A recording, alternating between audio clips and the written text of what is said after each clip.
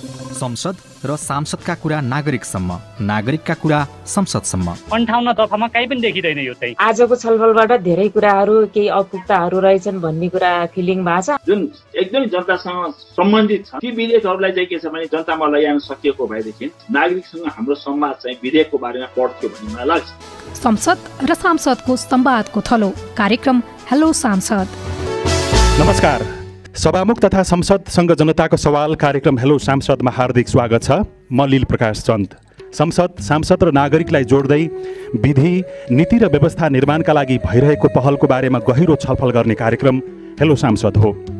UNDP संसद सहयोग परियोजनाको सहकार्यमा सामुदायिक सूचना नेटवर्क CIN ले कार्यक्रम हेलो सांसद उत्पादन र प्रसारण गर्दै आएको छ। कार्यक्रम हेलो सांसद मुलुकभरका 350 भन्दा धेरै सामुदायिक रेडियो, CIN को फेसबुक पेज र मोबाइल एप्लिकेसन CIN, साझा खबर र वेबसाइट cinखबर.com बाट पनि यो कार्यक्रम प्रसारण भइरहेको छ। आजको कार्यक्रम कर्णाली प्रदेशको सुर्खेतको वीरेन्द्रनगर नगरपालिका 13 करेखोलाबाट निर्माण गरिरहेका छौँ। कर्णाली प्रदेशका सभामुख राजबहादुर शाही, सामाजिक विकास समितिका अध्यक्ष देवी ओली, त्यसै गरी हामीसँग अर्थ तथा प्राकृतिक समितिका सभापति गणेश प्रसाद सिंहसँग हामी रहेका छौँ। सभामुख तथा संसदीय समितिका सभापतिज्यूसँग प्रश्न राख्नका लागि विभिन्न क्षेत्रबाट प्रतिनिधित्व हुने गरी वीरेन्द्रनगर आसपासबाट सर्वसाधारण नागरिक, सरकारवाला निकायका प्रतिनिधि हामीसँग हुनुहुन्छ। यहाँहरू सबैलाई सभामुख तथा संसदसँग सिधा संवाद कार्यक्रम हेलो सांसदमा हार्दिक स्वागत छ। 10 जिल्ला सुर्खेत, दैलेख, जाजरकोट, सल्यान, रुकुम पश्चिम, कालीकोट, जुम्ला, मुगु, हुम्ला र डोल्पाका 40 जना माननीय सदस्यहरू सम्मिलित कर्णाली प्रदेश सभा गठन भएको छ। यस प्रदेश सभाको पहिलो बैठक 2074 साल माघ 21 गते बसेको थियो। कर्णाली प्रदेशको युवा साक्षरता दर 66.17 छ, जुन राष्ट्रिय दर 85 हो। अपेक्षित आयु 66.8 छ, राष्ट्रिय अपेक्षित आयु 69.7 छ। मानव विकास सूचकाङ्कमा 0.427 छ, राष्ट्रिय सूचकाङ्क 0.574 हो। आर्थिक रूपले अति पछाडि परेकाको जनसङ्ख्याको प्रतिशत 44.28 छ त राष्ट्रियमा 2.8 छ। निरपेक्ष गरिबीको रेखामुनि रहेको जनसङ्ख्याको दर 28.9, राष्ट्रिय दर 18.7% छ। आधारभूत खानेपानीको सुविधा पुगेको जनसङ्ख्या दर 66.3 छ, जुन राष्ट्रिय दर 88 हो र बहुआयामी गरिबीको दर 51.2 छ, राष्ट्रिय दर 28.6 रहेको छ। 10 जिल्लामध्ये मानव विकास सूचकाङ्कमा सबैभन्दा पछाडि कालीकोट छ, जहाँ 0.374 रहेको छ। रुकुम पश्चिम जिल्लामा नवजात शिशुको मृत्युदर प्रति 1000 28.67 रहेको छ भने डोल्पा जिल्लामा सबैभन्दा उच्च 72.66 रहेको छ। साक्षरता दरमा कालीकोट 63.64%ले सबभन्दा पछाडि रहेको छ भने सरदर आयुमा सल्यान 68.8ले सबैभन्दा अगाडि छ भने दोस्रोमा रुकुम पश्चिम 68.39 र तेस्रो स्थानमा 68.03 सहित दैलेख रहेको छ। साथै डोल्पा 61.2 सरदर आयुसहित अन्तिम स्थानमा रहेको छ। समग्रमा यो कर्णाली प्रदेशको एउटा तस्बिर मैले यहाँहरू समक्ष प्रस्तुत गरेँ र आज हामीसँग कर्णाली प्रदेशका सभामुखज्यू पनि यहाँ रहनुभएको छ र अरू संसदीय समितिका सभापति तथा अध्यक्षज्यूहरू पनि यहाँ हुनुहुन्छ। म सुरुमा सभामुख राजबहादुर शाहीज्यूतर्फ जान चाहन्छु कि मैले यो जुन एउटा तस्बिर बताइराख्दाखेरि, जुन सबभन्दा कमजोर अथवा अलिकति केही सुधारिएको अवस्थाको बारेमा यहाँलाई बताइराख्दाखेरि त्योसँग जोडिने गरी अथवा त्यो स्थितिलाई सुधार हुने गरी संसदले कति काम गर्न सक्यो कि सकेन अहिले 3 वर्षको अवस्थामा, त्यहीँबाट सुरु गरौँ। राजबहादुर शाहीज्यू, महत्त्वपूर्ण प्रश्न गर्नुभएको छ। खास गरी आम नेपाली जनताले आफ्ना आकाङ्क्षाहरूको परिपूर्तिका लागि आफ्नो जीवनमा अलिकता सुगमता प्राप्त गर्नका लागि हामीले सम्पूर्ण नेपाली जनताहरू आफै सहभागी भएर, आफैले योगदान गरेर, आफैले रगत पसिना बगाएर, त्याग गरेर एउटा नयाँ व्यवस्थाको स्थापना गऱ्यौँ। नेपाली जनताले गर्नुभयो र एउटा नयाँ व्यवस्था मार्फत आफ्ना आवश्यकताहरू, इच्छाहरू परिपूर्ति गर्ने जुन उद्देश्य लिनुभएको थियो त्यही अनुरूप नेपालमा संविधान बनेर त्यो संविधानको कार्यान्वयनको अहिले हामी प्रारम्भिक प्रक्रियामा छौँ। त्यो संविधानले व्यवस्था गरे अनुरूप प्रदेश संरचना प्रदेश स्तरमा जनताको सरकारको कुरा गर्दाखेरि अलि नजिक जनतासँग अलि नजिक रहेको सरकार, खास गरी सरकारका मापदण्डहरू समेत पुरा गर्न सक्ने अवलम्बन गर्न सक्ने खालको एउटा सरकार प्रदेश सरकारको संरचना हामीले निर्माण गरेका छौँ र त्यो प्रदेश सरकार मार्फत प्रदेश स्तरका जनताको आवश्यकताहरू परिपूर्ति गर्ने उद्देश्यले प्रदेश सरकारलाई अझ प्रभावकारी ढङ्गले काम गराउनलाई प्रदेश सरकार मार्फत अझ जनताका सेवा सुविधाहरू अझ प्रभावकारी ढङ्गले आपूर्ति गर्नलाई प्रदेश स्तरका संरचनाहरू बनेका छन्। त्यसमा प्रदेश सभा पनि एउटा महत्त्वपूर्ण संरचना हो। प्रदेश सभाले खास गरी प्रदेश सरकारलाई आवश्यक पर्ने कानुनहरू निर्माण गरिदिएर प्रदेश सरकार गठन गरिदिएर प्रदेशमा बजेटको निर्माण गरिदिएर त्यस्ता बजेट तथा नीति कार्यक्रमहरू बनाइदिएर ती कार्यक्रमहरू सही ढङ्गले कार्यान्वयन भयो कि भएनन् भन्ने निगरानी गरिदिएर त्यसमार्फत सरकारका सेवा सुविधाहरू जनस्तरमा पुर्याउने माध्यमको रूपमा प्रदेश सभाले काम गर्छ। निश्चय पनि हामीले हाम्रो स्थापना र कार्य प्रारम्भदेखि हालसम्म आउँदाखेरि हाम्रो प्रदेश सापेक्षतामा हाम्रो प्रदेश सभाले कानुन निर्माण गरेर मैले अघि नै निवेदन गरेँ सरकारका नीति कार्यक्रमहरू निर्माण गरेर ती नीति कार्यक्रमहरू सही ढङ्गले कार्यान्वयन भयो कि भएनन् भन्ने ढङ्गले निगरानी गरेर हामीले सरकारलाई सहयोग गर्दै आइरहेका छौँ। यहाँनिर सभामुखज्यू यहाँलाई अलिकति सजिलो बनाइदिउँ। जस्तो हालसम्म दर्ता भएका विधेयकको सङ्ख्या 46वटा छ कर्णाली प्रदेशमा। प्रदेश प्रमुखबाट प्रमाणीकरण भएर आएको विधेयकको सङ्ख्या 29वटा छ। सभाबाट पारित भई प्रमाणीकरण हुन बाँकी विधेयकको सङ्ख्या 4 छ। सभाबाट निर्णय भई छलफलका लागि विषयगत समितिमा पठाएका विधेयकको सङ्ख्या 5 र प्रदेश सभाबाट दर्ता भई टेबल भएका विधेयकको सङ्ख्या 4वटा रहेको छ।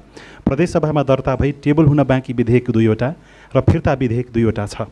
त्यसो हुँदाखेरि हामीले जुन सिङ्गो कर्णालीमा देखिएको व्यथिति अथवा यहाँको गरिबीदेखि लिएर विकास निर्माणको यसलाई सजिलो बनाउनको लागि अथवा जुन त्रुटिहरू छन् सच्याउनको लागि यी विधेयकहरू कतिको त्यसमा जोडिन्छन् कि जोडिँदैनन्, अथवा हाम्रो समस्या एकातिर र हामीले बनाइराखेको कानुन अथवा तयार पारिराखेको विधेयकको मस्यौदाहरू अर्कोतर्फ छ कि छैन, तालमेल कतिको छ? यसमा यहाँले जो विधेयकको सन्दर्भमा जो एउटा डाटा प्रस्तुत गर्नुभयो त्यो डाटा अलि पुरानो डाटा हो। यो चाहिँ मैले यो कर्णाली प्रदेशको जुन हाम्रो वेबसाइट छ त्यसमा सायद यहाँहरूले अपडेट गर्नुभएको थिएन भने अलिकति केही तलमाथि हुनसक्छ। त्यसमा अपडेट गर्न छुटेको पो सम्भवतः छुटेको पनि हुनसक्छ। तुलनात्मक रूपमा अरूभन्दा हामी अपडेटमै रहन्छौँ। अहिलेसम्म जम्मा हामीलाई प्रदेश सरकार मार्फत प्राप्त विधेयक सङ्ख्या 46 सही भन्नुभएको छ। प्रदेश सभाले हालसम्म 36वटा विधेयकलाई कानुनको रूपमा परिवर्तन गरेको छ। प्रमाणित विधेयक सङ्ख्या 36 हो। 5वटा विधेयक हाम्रो छलफलको प्रक्रियामा छन्। 2टा विधेयक फिर्ता गरेका छौँ। टेबल हुन बाँकी 2टा छन् र एउटा फिर्ता गरेका छौँ। त्यो स्थिति रहेको छ। यसको तालमेल हाम्रो जनताको आवश्यकतासँग त्यो जोडिने गरी त्यहाँ परिपूर्ति गर्ने गरी छ कि छैन भन्ने बारेमा, हुन त जति पनि ऐन कानुन र विधेयक ल्याइने हो कामै लाग्ने हो, तर जनतालाई भोकमरी अथवा खान लाउन नपुगिराखेको बेलामा हामीले त्यसतर्फ सम्बोधन हुने गरी त्यस्ता खालका समयानुकूल छन् कि छैनन् भन्ने बारेमा चाहिँ यहाँलाई के लाग्छ? खास गरी हाम्रो मैले अघि नै पनि निवेदन गरेँ हाम्रो व्यवस्था नै नयाँ हो। त्यसमा पनि हाम्रो संरचना खास गरी प्रदेश संरचना अत्यन्त नयाँ हो। यो एकदमै नयाँ संरचना भएको हुनाले विरासतको रूपमा हामीसँग केही पनि संस्थागत अनुभव थिएन। हामीले नयाँ संरचना भएको हुनाले नयाँ ढङ्गले यसको जग स्थापना गर्नलाई आधारभूत रूपमा चाहिने जो आवश्यक फाउन्डेसनहरू हुन् त्यसको तयारीका निमित्त सरकारले आफूलाई काम गर्दाखेरि जो आवश्यकता ठान्यो त्यसै आधारमा त्यसै प्राथमिकताका आधारमा विधेयकहरू पनि प्राथमिकरण गरेर प्रदेशसभामा ल्याएको छ। उसले खास गरी आफू चल्नलाई एउटा संस्थाको रूपमा एक्टिभेट गर्नलाई जे आवश्यकता पर्छ त्यहीबाट सुरु गरेर अहिले हामी वास्तवमा जनताका जीवनस्तरसँग जनताका विकाससँग जनताका अपेक्षाहरू परिपूर्ति गर्ने विषयसँग सम्बन्धित कानुनहरू निर्माणको एउटा प्रारम्भिक प्रक्रियामा छौँ। खास गरी संस्थालाई चाहिने आर्थिकदेखि अन्य आधारभूत कानुनको रूपमा जो सरकारलाई चाहिन्छ त्यसैलाई प्राथमिकता दिएर प्रदेश सरकारले हामीलाई विधेयकहरू पठाउनु भएको थियो। त्यही अनुरूप हामीले उहाँहरूलाई त्यो कानुनको रूप दिएर हामीले निर्माण गरेका छौँ। निश्चय पनि म यहाँसँग फेरि पनि आउने छु। हामीसँग सामाजिक विकास समितिका अध्यक्ष देवी ओली हुनुहुन्छ। अहिले सभामुखज्यूको कुरा सुन्दाखेरि एउटा सरकार कसरी सञ्चालन गर्ने र कसरी सजिलो बनाउने भन्ने ढङ्गबाट विधेयकहरू मस्यौदा भएर आउने र त्यसै अन्तर्गतको छलफल चल्ने कुरा पनि छ भन्नुभयो। सामाजिक विकास समितिको अध्यक्ष हुनुहुन्छ।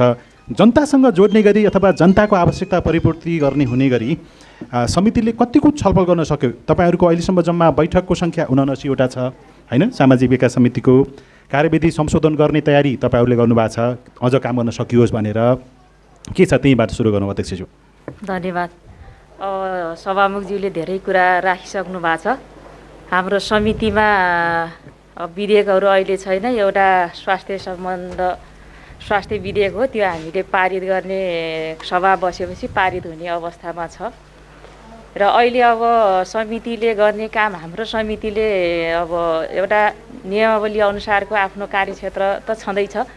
त्यसको अलावा जनताहरूलाई एउटा भावनामा चोट परेको विषयलाई पनि हामीले सम्बोधन, उहाँहरूको भावनालाई, उहाँहरूको मनसायलाई ओकालत गरिदिएर पनि चित्त बुझाउनु पर्ने समिति यो हो। त्यसकारण अब कानुन निर्माणको सँगसँगै अरू सामाजिक पाटापक्षका कामहरू पनि हामीले गर्नुपर्छ र कार्यविधि हामीले संशोधन गरेर पारित गरिसकेका छौँ बैठकमा। यहाँले जुन यो स्वास्थ्य विधेयकको कुरा गर्नुभयो नि, यो विधेयक अबको सदन चल्ने बित्तिकै यसलाई पारित गर्ने त्यो अवस्थामा पुग्यो भन्नुभयो। त्यो विधेयक पारित हुँदाखेरि यो आसपासमा बसोबास गर्ने, जरबोटा आसमा बसोबास गर्ने नागरिकले चाहिँ के पाउनेछन् स्वास्थ्य क्षेत्रमा? यसमा मैले के कुरा प्रश्न पार्न चाहन्छु भने अहिले यो सङ्घीयताको संरचनामा प्रदेश सभाले कानुन नबनाएर सरकारलाई काम गर्न अप्ठ्यारो पर्ने अवस्था चाहिँ होइन। यहाँ सबै जानकार हुनुहुन्छ।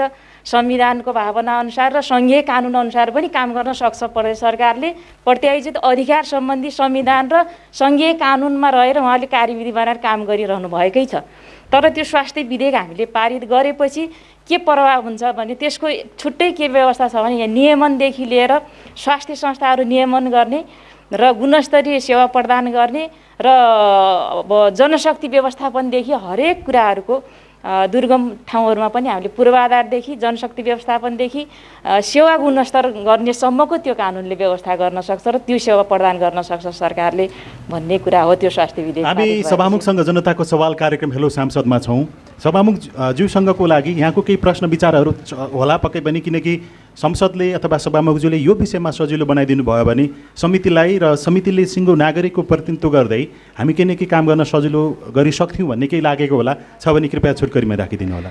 यसको लागि हामी अब नजिकै अब एउटै उसमा व्यवस्थापिकामा भएको हुनाले औपचारिक अनौपचारिक छलफल पनि भइरहन्छ। तर जनताहरूले पनि प्रश्न जान्न पाउने यस्तो हामीलाई लागेको अब यो सामाजिक समिति अन्तर्गत हामीले विधेयकमा छलफल गर्ने, सरकारका कामकाजको अनुगमन निरीक्षण र निर्देशन गर्ने बाहेक मैले अघि पनि भने जस्तो हामीसँग र कानुन बनेर मात्रै त्यसको अर्थ छैन कि जस्तो बाल विवाहको कानुन बनिएको छ, छोरीलाई सम्पत्ति समान पैतृक सम्पत्तिमा समान अधिकार छ, यसको कार्यान्वयन किन भइरहेको छैन? कार्यान्वयनको पाटो सबभन्दा महत्त्वपूर्ण छ।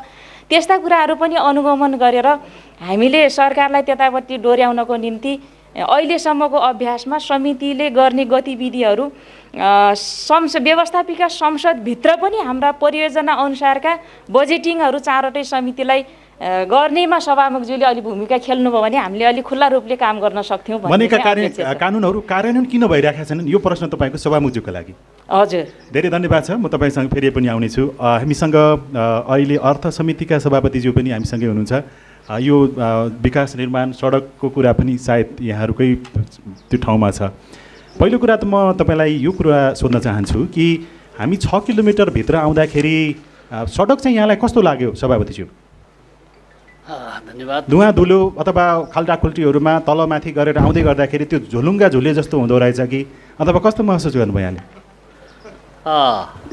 धन्यवाद सञ्चालकज्यू, यहाँ उपस्थित यो कार्यक्रममा आदरणीय हाम्रो सभामुख माननीय राजबहादुर साईज्यू, यो कार्यक्रममा उपस्थित यस वडाका हाम्रो सामाजिक विकास समितिको सभापतिज्यू र यो 13 नम्बरको वडा अध्यक्षज्यू र यो कार्यक्रममा उपस्थित सबै आदरणीय दाजुभाइ तथा दिदीबहिनीहरूमा सर्वप्रथम अर्थ तथा प्राकृतिक स्रोत समिति कर्णाली प्रदेश सुर्खेत तर्फबाट हार्दिक नमस्कार म टक्राउन चाहन्छु।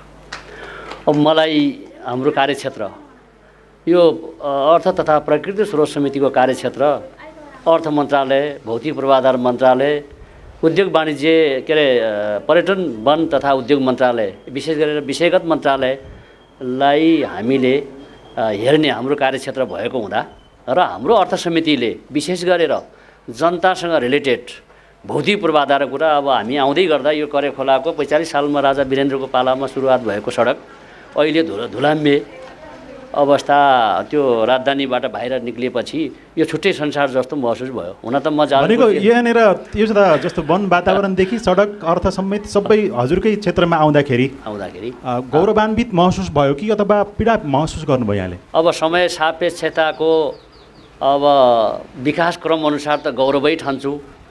भनेको धुलो उडेकै ठिक छ।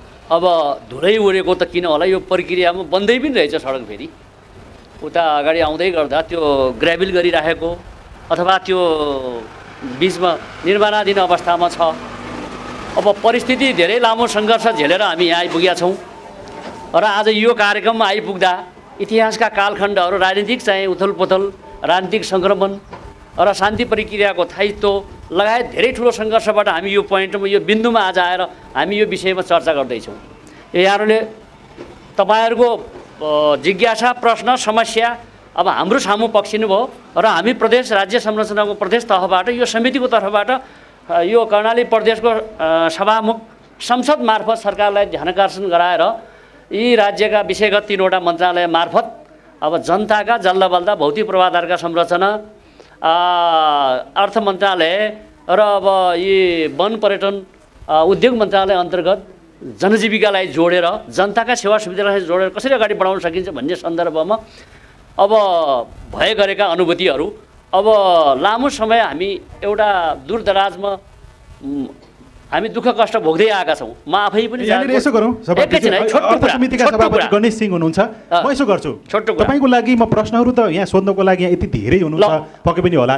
अहिले सभामुखज्यूको लागि तपाईँको प्रश्न चाहिँ के छ कि समितिको लागि पनि केही न केही बाधा अर्चनहरू त होलान्, सभामुखज्यूले केही गर्नुपर्ने भन्नुपर्ने छ कि छोटकरीमा राख्न सक्नुहुन्छ? सभामुखज्यूले यो विषयगत सचिव समितिहरूलाई अनुगमनको लागि बजेटको व्यवस्थापन गरेर प्राविधिक सहित उपलब्ध अथवा प्राविधिकलाई चाहिने यो सेवा सुविधासहित प्राविधिक व्यवस्था गरिदिएर अनुगमनको व्यवस्था हामीले अब सरकारलाई जवाबदेही बनाउनको लागि त्यो व्यवस्था गरिदिएको भए राम्रो हुन्थ्यो भन्ने हामीलाई लाग्यो। प्रसङ्गवश सहयोगवश आज सौभाग्यले हामी एउटै थलोमा माननीय सभामुखसहित हामी उपस्थित हुन पायौँ र हामीलाई त्यहाँ जानको लागि हामीसँग आफ्नै प्राविधिक चाहिन्छ र यो विषयमा अब विनियोजित बजेट अब 76-77 अहिले हामी 77मा छौँ र यो बजेटको कार्यान्वयन कसरी भइरहेछ, बहुवर्षीय ठेक्का कसरी भइराखेको छ र केन्द्रीय खरिद ऐनले पनि यहाँ डिस्टर्ब गरेको छ।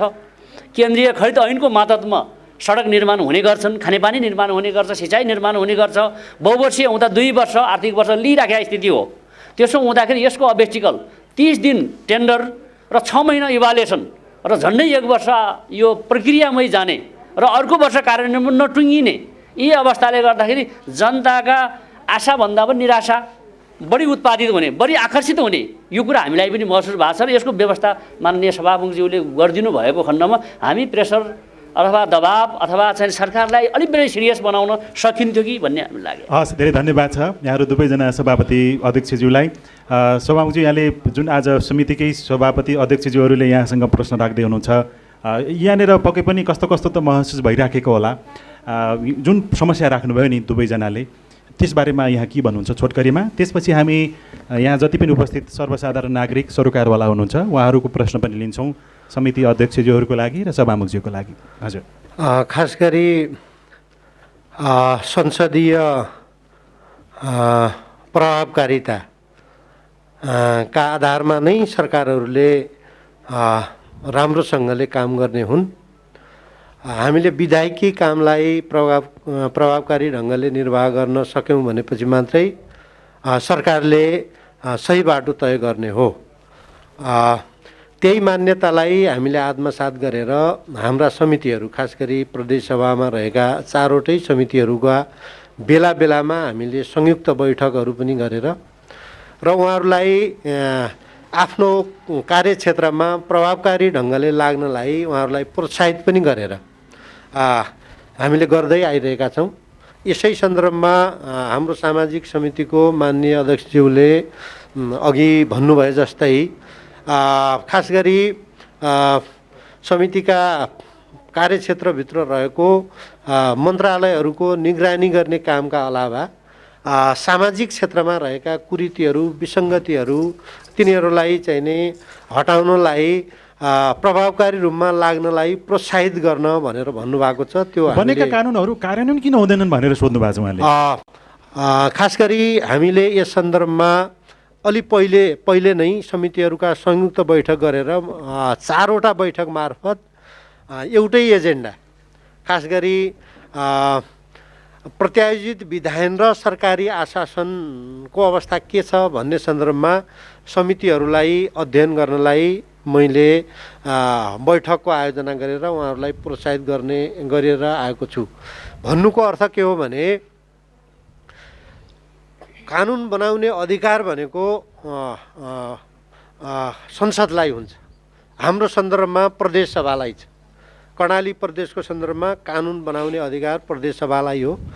प्रदेशसभाले सबै कानुनहरू बनाउँदैन, मूल कानुनहरू बनाउने हो र अरू सहायक कानुनहरू निर्माण गर्नका लागि तत्सम्बन्धित निकायहरूलाई हामीले अधिकार प्रत्यायोजन गर्छौँ। सरकारलाई कार्यविधि बनाउने अधिकार छ, नियमावली बनाउने अधिकार छ, विनियम बनाउने अधिकार छ, निर्देशन जारी गर्ने अधिकार। यी अधिकारहरू खास गरी संसदले हाम्रो सन्दर्भमा प्रदेशसभाले सरकारलाई त्यो प्रत्यायोजन गर्ने हो, अधिकार प्रत्यायोजन गर्ने हो।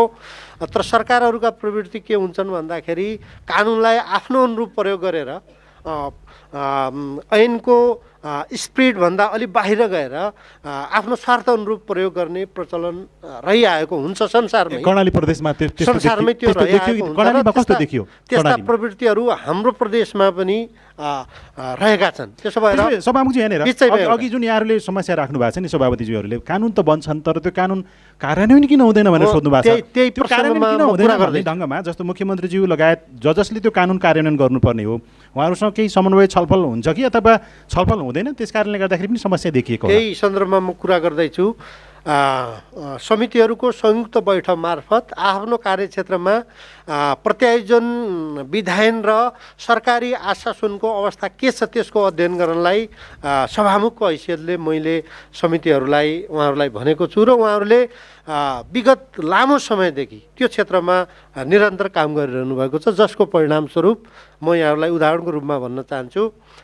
हाम्रो पर्यटन वन वातावरण मन्त्रालयले पर्यटन विकास बोर्ड भनेर 10 जिल्लामा गठन गरेको थियो र त्यसले बोर्डले काम गरिरहेको थियो। हामीले हाम्रो प्रत्यायोजन कानुन अनुसार यो बन्यो कि बनेन, कानुनको स्पिरिट अनुसार यो कानुनको धरातलमा टेकेर यो बन्यो कि बनेन, यो निर्णय भयो कि भएन भन्ने सन्दर्भमा तुलनात्मक अध्ययन गर्दाखेरि कानुनको निर्माण बिना उहाँहरूले त्यो गठन गरेको हुनाले हाम्रो समितिले त्यो गठन भएको कुरालाई अमान्य गरेर त्यो गठन गर्दाखेरि सञ्चालन गर्दाखेरि प्रदेश कोषबाट जे जति रकम खर्च भएको छ त्यो समेत फिर्ता कोषमा गर्ने गरी त्यसलाई हामीले अमान्य घोषणा गरेका छौँ। प्रदेशले। भनेको समन्वयको अभाव देखिन्छ सरकार र यो संसदको बीचमा। होइन, संसदीय समितिले आफ्नो निगरानीको क्षेत्रमा प्रत्यायोजन विधान अनुसार सरकार बढेको छ कि छैन भन्ने सन्दर्भमा अध्ययन गर्दाखेरि समितिले त्यो पायो र खारिज गर्यो। संसदीय समितिले निगरानी गरेर त्यसमा फिर्ता गर्न सक्यो भन्ने कृषि मन्त्रालयका 47वटा कार्यविधिहरू कानुन सम्मत नदेखिएको हुनाले त्यसलाई कानुन सम्मत गर्नलाई हाम्रो समितिले निर्देशन दिएको छ। अब यहाँनिर सामाजिक समितिको हकमा पनि त्यस्तै छ। यो संसदले बनाएका अथवा संसदीय समिति मार्फत आएका मसौदाहरूलाई त्यो अथवा त्यो पारित भएको विषयवस्तुलाई कार्यान्वयन गर्नको लागि यहाँको सरकार कतिको सहयोगी भूमिकामा छ? यहाँको संसदसँग, संसदीय समितिसँग यहाँले के पाउनुहुन्छ? त्यो गर्नै पर्छ सरकारले। त्यो सैद्धान्तिक रूपमा त त्यो हो, तर व्यावहारिक रूपमा के देखिन्छ अहिले? मैले यहाँलाई अघि नै पनि निवेदन गरेँ कि 47वटा कार्यविधि कृषि मन्त्रालयले बनाएका कार्यविधिलाई हामीले कानुन सम्मत बनाउन भनेका छौँ। हामीले खारिज गर्न पनि सक्छौँ। त्यो गर्दाखेरि अभ्यास त्यति राम्रो छैन र समन्वय छैन भन्ने हो। अघि हाम्रो अर्थ समितिका सभापति गणेश सिंहज्यूले भन्नुभएको छ कि हामीलाई प्राविधिक चाहियो, हामीले आफ्नैलाई काम गर्नको लागि केही छैन, कसरी काम गर्ने भनेर सोध्नुभएको। म त्यो कुरा गर्दैछु। खास गरी मैले समितिहरूको संयुक्त बैठकको आयोजना गरेर त्यसमार्फत प्राविधिकहरूको एउटा रोस्टर बनाउने, जनस्तरमा धेरै कुराहरू उठेका छन्। ती कुराहरूलाई सुनेर तपाईँहरू फिल्डमा गएर सम्बन्धित कुन काम छ त्यससँग सम्बन्धित प्राविधिकहरूलाई सरकारको चाहिँ नि आर्थिक मापदण्ड अनुसार उहाँहरूलाई सेवा सुविधा दिने गरिकन तपाईँहरूले आवधिक रूपमा उहाँहरूलाई चाहिँ नि हायर गरेर फिल्डमा गएर तपाईँहरूले सप्रमाण सरकारले कहाँ नजिक गल्ती कमजोरी गर्यो त्यो कुरा प्रमाणसहित तपाईँहरू आउनुहोस् भनेर मैले उहाँहरूलाई भनिसकेको छु। यो रोस्टरै निर्माण गरेर समिति वाइज रूपमा रोस्टर निर्माण गरेर प्राविधिक विशेषज्ञहरूको रोस्टर निर्माण गरेर सुविधाअनुसार उहाँहरूलाई चाहिँ नि उपयोग गर्ने, उहाँहरूको सहयोग लिने कुरामा उहाँहरू स्वतन्त्र हुनुहुन्छ। प्रदेश सरकारमै के अरे प्रदेश सभामै त्यो दरबन्दी सिर्जना गरेर हुने परम्परा कहीँ पनि छैन। प्रदेश सभाले प्राविधिकहरूको विशेषज्ञहरूको दरबन्दी सिर्जना गर्न सक्दैन। त्यसका आफ्ना पनि प्राविधिकहरूको रोस्टर बनाउँदाखेरि सरकारसँग फेरि द्वन्द्व चलेर यता काम कुरो एकातिर कुम्लोबेकी समितिर भनेको जस्तो त फेरि हुँदैन। अब संसद र संसदीय समिति र सरकारको बिचको त्यो द्वन्द्व त फेरि सिर्जना हुँदैन होला नि यहाँहरूको बिच? होइन, कतिपय सन्दर्भमा आफ्ना इन्ट्रेस्टहरू बाजिन पनि सक्छन्, स्वार्थहरू बाजिन पनि सक्छन्। किनभने सरकारलाई सही बाटोमा डोर्याउने जिम्मेवारी खास गरी कर्तव्य दायित्व सभाको हो, प्रदेश सभाको हो। आफ्नो दायित्वमा प्रदेश सभा निरन्तर अगाडि बढ्छ। सरकारले उसले बाचा गरे अनुरूप कबुल गरे अनुरूप जनताको काम गर्ने सरकारको दायित्व हो। त्यो सरकारको दायित्व पुरा गराउनलाई हाम्रो प्रदेश सभा निरन्तर लागिरहन्छ। हस्, धेरै धन्यवाद छ। हामी कार्यक्रम सभामुखसँग जनताको सवाल कार्यक्रम हेलो सांसदमा छौँ। आज यो कार्यक्रम कर्णाली प्रदेशको सुर्खेत जिल्लाको वीरेन्द्रनगर नगरपालिकाको वडा नम्बर 13 यो ठाउँमा हामी अहिले कार्यक्रम उत्पादन गरिराखेका छौँ र यहाँ विभिन्न क्षेत्रबाट प्रतिनिधित्व गर्ने गरी हामीसँग अतिथि महानुभावहरू हुनुहुन्छ, सर्वसाधारण नागरिकहरू हुनुहुन्छ। तपाईँहरूलाई लागेको केही होला, पक्कै पनि सभामुखज्यू यहाँ सभामुखज्यू हुनुहुन्छ, संसदीय समितिका अध्यक्षज्यू हुनुहुन्छ। तपाईँहरूको मनमा के छ हात उठाउनु होला। म तपाईँहरूबाट छोटो छोटो विचार लिन्छु अनि त्यसपछि प्रश्नको उत्तर पनि म तपाईँहरू समक्ष प्रस्तुत गर्नेछु। कृपया हात उठाउनु होला पालै पालो। त्यहाँ ढाका टोपी लगाउने, मास्क लगाउनेले कुरा राख्न खोज्नु भएको छ। छोटकरी राख्नलाई तपाईँले भन्न खोजेको कुरा के छ? मैले भन्न खोजेको के हो भने अहिले निमारेबाट यो बाटो बनाउन लाग्यो कति साल भइसक्यो। हामी धुलोमा घिसारिएर जान्छौँ। यो सरकारले गर्ने हो कि आफ्नो समितिले गर्ने हो? यो बाटो पहिला हुन पर्यो। हस्, धेरै धन्यवाद छ। तपाईँको प्रश्न सुनियो। यो अर्थ समितिको सभापति गणेश सिंहले यहाँ लेखिराख्नु भएको छ। अर्को कोही हात उठाउनु होला। पछाडिपट्टि त्यहाँ मास्क लगाउनेले पनि खोल्नु भएको छ, त्योभन्दा अगाडि यहीँबाट लिउँ, त्यसपछि उहाँतिर जाउँ। धन्यवाद। यो हाम्रो परिचय पनि राखिदिनु भयो भने सजिलो हुन्छ। मेरो नाम रमेश बुढाथोकी, सल्यान बगैँचामा सल्यानदेखि बोल्दैछु। यहाँ उपस्थित भएको छ। आज यो जुन प्रदेश सभा मुख पनि हुनुहुन्छ, यहाँ अर्थ समितिको सभापति पनि हुनुहुन्छ।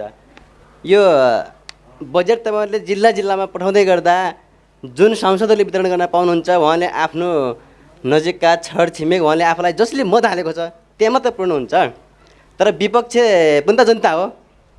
एमाले जित्यो काङ्ग्रेसकोमा हुँदैन, काङ्ग्रेसले जित्यो एमालेकोमा हुँदैन, किन यस्तो भइरहेछ त्यसको लागि तपाईँहरूले के पहल गर्नुहुन्छ, कसरी बजेट दिनुहुन्छ, मलाई यो कारण चाहियो। हस्, धेरै धन्यवाद छ। पछाडिपट्टि यहाँ मास्क लगाउने हुनुहुन्छ, त्यहाँ पुर्याइदिनु होला। अरूको पनि विचार म लिन्छु, तपाईँहरूले हात पालै पालो उठाउनु भयो भने हामी लिन्छौँ। उहाँको विचार प्रश्न सुनौँ, त्यसपछि। सबैभन्दा पहिला त नमस्कार सबैजनालाई। म रूपा रिजाल, यही मावि करेखोलामा पढ्छु।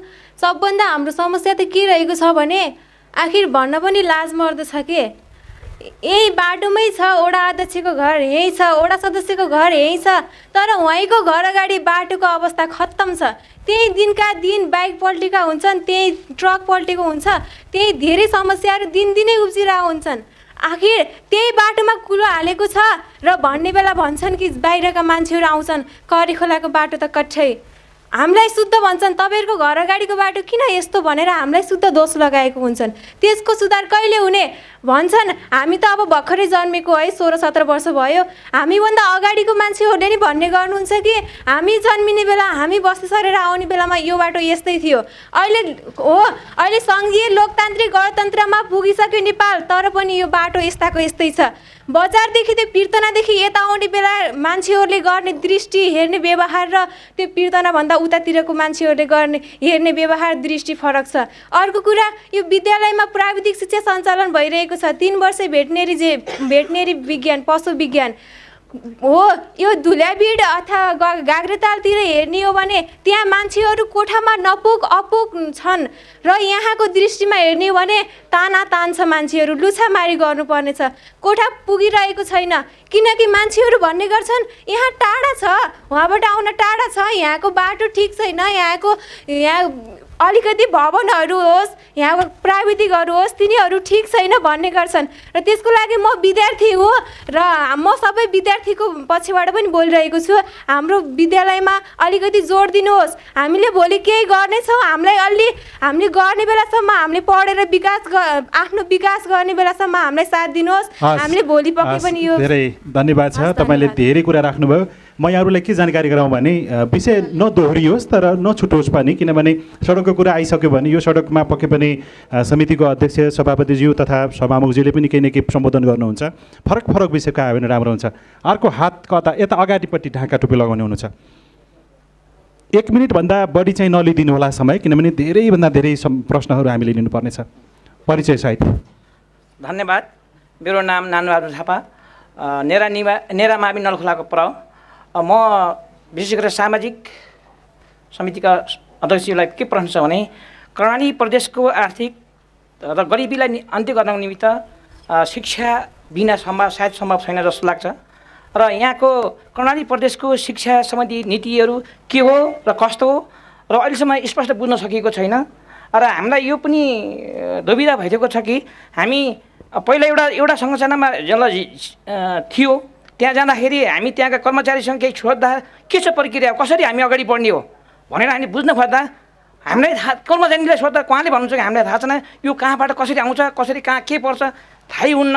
खै हामी त हाम्रो निर्णयहरू कतिपय हामीले नीतिगत रूपमा हामीले अब विवेचनाबाट निर्णय गरेर विद्यालयका खानेपानी, विद्यालय भवन, शौचालय जस्ता कुराहरू हामी विभिन्न यहाँका प्रदेश स्तरीय मन्त्रालयमा जान्छौँ, लान्छौँ, तर आउने बेलामा हामी रित्तै आएका हुन्छौँ।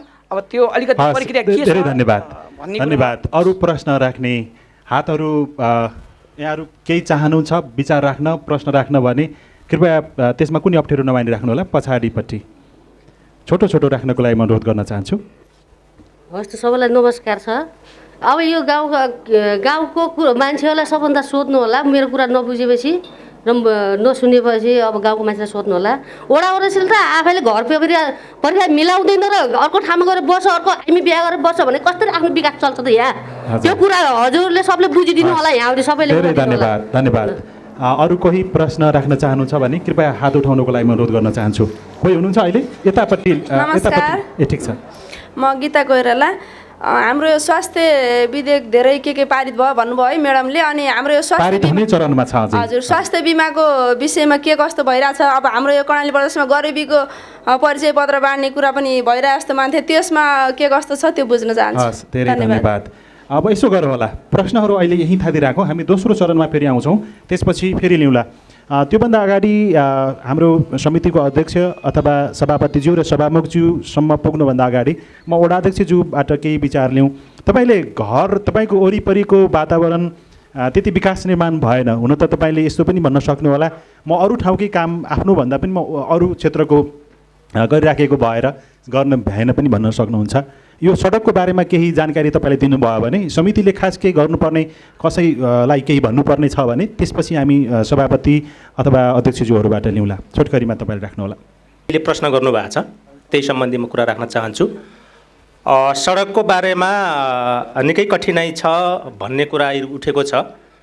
स्वाभाविक रूपमा कठिनाइ छ, तर यति कुरा पनि हेक्का राखिदिनु पर्यो कि यहाँका दाजुभाइ तथा दिदीबहिनीहरूले विगतमा यो सडकको परिस्थिति कस्तो थियो र विगतभन्दा अहिले सडकको रूपान्तर भएको छ, सुधार भएको छ।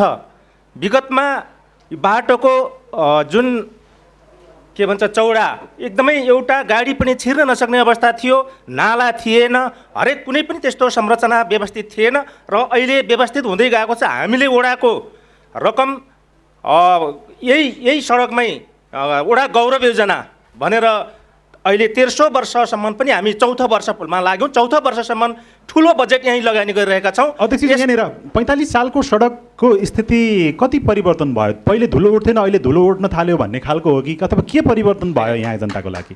विगतमा यहाँ कुनै बाटोको संरचना एउटा ट्र्याक बाइक थिएन, अहिले यो ट्र्याक सुधार भएको छ। जो हरेक वर्ष बजेट त छुट्याइराख्नु भएको छ नि यो सडकको, छुट्याइरहेको छ, तर बजेट चाहिँ छुट्याइराख्ने, खर्च पनि भइराख्ने, सडक नबन्ने कारण तर जुन ठाउँको कुरा उठिरहेको छ त्यहाँ विवाद छ। जुन ठाउँको त्यो बहिनीले कुरा उठाइरहेको छ त्यहाँ विवादका कारण वलतिर पलतिर घर निर्माण छन्, ती घरवालाहरूले विवाद गरिरहेको हुनाले त्यहाँ निर्माण हुन नसकेको अवस्था छ। अन्य ठाउँहरूमा निर्माण भइसकेको अवस्था हो। अध्यक्ष, अहिले हामीसँग सभापतिज्यू र सभामुखज्यूलाई पनि यही लिएर आएका छौँ। उहाँहरूलाई तपाईँको केही प्रश्न छ? यो सडक निर्माण अथवा कसैले केही सजिलो बनाइदियो भने अझ चाँडै सडक बन्ने छ र भोलि उठ्ने छैन भन्ने केही रकमहरू लगानी भएको छ। यो जुन खालको यो चाहिँ नेवारेदेखि यता आउने पहिलो वर्ष यो जुन खालको नाला निर्माण र ग्राभेल गर्नका निमित्त 1 करोड 20 लाख रुपियाँ हामीले प्राप्त गरेका थियौँ। त्यसपछि गत वर्ष 2 करोडको यो के भन्छ कालोपत्रेको लागि विनियोजन भएको छ र त्यो गत वर्ष कोरोनाका कारण निर्माण हुन सकेन र यो वर्ष निर्माण हुँदैछ। कति समय लाग्छ अब चाहिँ? अब यो त अब ठेकदार साहबले कहिले गर्ने हो र यो कार्यालयले भौतिक मन्त्रालयले पनि यसलाई अलिकति तताउनु पर्यो र हामीले ठेकदार साहबलाई एकदमै हामीसँग 3 जना अतिथि हुनुहुन्छ, उहाँहरूलाई केही प्रश्न छ यो सडकको सन्दर्भमा? म गर्दैछु। छोटकरीमा राख्नु। यो काम अलि ढिलाइ चाहिँ भएको छ। यसलाई छिटो छरितो गर्नका निमित्त कार्यालयले प्रदेश सरकारले पनि अलिकता ठेकदारलाई तताउनु पर्ने हुन्छ भन्ने कुरा म राख्न चाहन्छु। र म प्रदेश सरकारको सँगै सभामुखज्यू यहाँ हुनुभएको, अर्थ समितिका अध्यक्षज्यू हुनुभएको, सामाजिक विकास समितिको सभापति पनि हुनुभएको हुनाले म के कुरा राख्न चाहन्छु भन्दा प्रदेश सरकारले बजेट विनियोजन गर्ने प्रक्रिया र विधि के हो त्यो कुरा हामी पनि अलि अन्योलमा पर्यौँ। हामी स्थानीय सरकारले बजेट विनियोजन यो तरिकाले गर्छौँ कि पहिलो टोल भेला गरेर टोल भेलाबाट छनौट आएका योजनाहरू हामी वडा समितिले फेरि प्राथमिकीकरण गरेर नगरमा विषयगत समितिमा पठाउँछौँ र विषयगत समितिहरूले यो बजेट निर्माणको प्रक्रिया भयो। अघि एकजना विद्यार्थीले त्यहाँ प्राविधिक शिक्षा छ तर संरचना छैन, हामी कसरी पढ्ने भनेर भन्नुभएको छ। छोटकरीमा तपाईँले राख्नु भने हामी अगाडि बढ्छौँ। त्यसपछि विषयगत समितिमा छलफल भइसकेर हामीले नगरसभा कार्यपालिकाको बैठकमा पेश गर्छौँ। कार्यपालिकाको बैठकले पास गरिसकेपछि नगरसभाबाट बजेट स्वीकृति हुन्छ। हामीले त्यो तरिकाबाट निर्माण गर्छौँ भने प्रदेश सरकारको यो बजेट विनियोजन गर्ने तरिका अलि हामी अन्यलमा परेका छौँ। एकछिन छोटो, हामीले नगरसभाबाट पारित गरेका पठाएका योजनाहरूमा बजेट विनियोजन हुँदैन, तर मानिनेहरूका पाकटका बजेट चाहिने पैसा विनियोजन हुन्छ। त्यसो भए त्यस्तो खालको नहोस्। हामीले पनि अहिलेसम्म हुन त यो मुखैको भनेर मानिनेको पकेटकै योजना ल्याएका छौँ, तर त्यो प्रक्रिया नहोस् भन्ने कुरा म राख्न चाहन्छु। र अर्को कुरा बहिनीले भनेको जुन यो मावि करे खोलामा हामीले पहिलो पटक 18 महिना यो भेटनेरी कक्षा सञ्चालन गरेका थियौँ र गत वर्षदेखि 3 वर्षे जुन सञ्चालन गरेका छौँ त्यहाँ भौतिक पूर्वाधार अलिकति अपुग छ भन्ने कुरा छ। स्वाभाविक रूपमा निर्माणका कार्यहरू 81 हुन सक्दैनन् नै। कर्मिक तरिकाले हामीले गत वर्ष नै हो के अरे नगर पालिका नगर शिक्षा शाखाबाट हामीले 2 कोठे भवनको बनायौँ र गतै वर्षको योजना यही वर्षमा मानिने यमलाल कणेलजीको सांसद कोषबाट 50 लाखको भवन निर्माण भइसकेको छ र राष्ट्रिय योजना आयोगबाट कर्मागत योजना पनि त्यसको 3 कोठे भवन निर्माण हुँदैछ। हामी लागेका छौँ। तपाईँले यो तपाईँ यहाँ गाउँमा नबस्ने भएको कारणले गर्दाखेरि सडक नबनाएको भन्ने हो कि होइन? होइन, म गाउँमै बस्छु। बजारमा बस्नुहुन्छ भन्ने होइन, म बजारमा कहिलेकाहीँ मिटिङमा पर रात पर्दा बस्न स्वाभाविक बस्छु। होइन, म आफ्नै धन्यवाद छ। भूपेन्द्र बहादुर दर्लामी वडा अध्यक्षजी हुनुहुन्छ, धेरै धन्यवाद छ। त्यसो हुँदाखेरि उहाँहरूको लागि प्रश्न फेरि अरू पनि हुनसक्छ, कृपया शान्त भएर सुनिदिनु होला। म अहिले अर्थ समितिज्यूबाट जाउँ होला। यहाँनिर यदि तपाईँ हाम्रै छोरीचेलीले यदि अघि एकजनाले गर्नुभयो नि प्रश्न, शिक्षाको सन्दर्भमा, सडकको सन्दर्भमा, सडक नभएकै कारणले गर्दाखेरि हामी कस्तो अलिकति तल्लो स्तरको दर्जाबाट हामीले हेरिनुपर्ने, सुनिनुपर्ने, त्यो चाहिँ राख्नु भएको छ। छोटकरीमा अब के हुन्छ यहाँ यो समितिले थाहा पायो? ल, अब सरकारवाला मित्रहरूले उठाएको मैले संक्षेपमा छोटकरीमा के जवाब दिन्छु भने, तपाईँहरूले उठाएका विषयहरू कर्णाली प्रदेशका 24वटै निर्वाचन क्षेत्रभित्र यो 45 सालको करेखोलाको सडक पनि पर्छ र यो करेखोला सडक को विशेष गरेर अहिले वडा अध्यक्षले भन्नुभयो जस्तै अनि हाम्रो बहिनीले उठाए जस्तै सरकारवाला मित्रहरू सबैले उठाएको विषयलाई मैले हिजो हामीले अर्थ समितिको बैठकबाट भौतिक पूर्वाधार मन्त्रालय के अरे वन पर्यटन मन्त्रालय र अर्थ मन्त्रालयले अब 76-77 का सम्पूर्ण योजनाहरूको बजेट कार्यान्वयन कसरी भयो यसको विवरण दिनुहोस् र अझ विशेष गरेर सडकमा गरिएको डिपिआर र कोटेसन समेतको चाहिँ मतलब रेकर्ड दिनुहोस् भनेर हामीले 7 दिनको समयावधि तोकेर हिजो हामीले चिठी लेखेका छौँ विषयगत मन्त्रालयहरूलाई। त्यसपछि हामी निरीक्षण अनुगमन गर्छौँ र अघिल्लो साल अब 76 को 1 करोड 20 लाख कार्यान्वयन भएको कुरा अथवा त्यो प्रस्तावित भएको कुरा वडा अध्यक्षले भन्नुभयो। पोहोर साल 76-77 को बजेट 2 करोडको कुरा आयो, अहिलेको प्रक्रियामा होला र अब यो अनुसार हामी यसलाई सरकारलाई अलिकति मतलब गम्भीर बनाएर यो बाटो भौतिक पूर्वाधार सबैको सार्वजनिक महत्त्वको विषय अथवा यो सरकारको विषय, यो महत्त्वपूर्ण विषय भएको हुँदा यस विषयमा हामी गम्भीरतापूर्वक भनेको त्यसो लागि परेका छौँ। तपाईँहरूले सुनिसकेपछि अब यो पैसा बजेट हरेक वर्ष अर्बौँ छुट्टिने, बाटो बनि नसक्ने स्थिति छ। उहाँले अब यसको छानबिन गरेर वास्तविकता के हो भन्छु भन्नुभएको छ। अब यस्तो हो, अब 1 करोड 20 लाख 2 करोड अब यसको डिपिआर हामी माग्छौँ।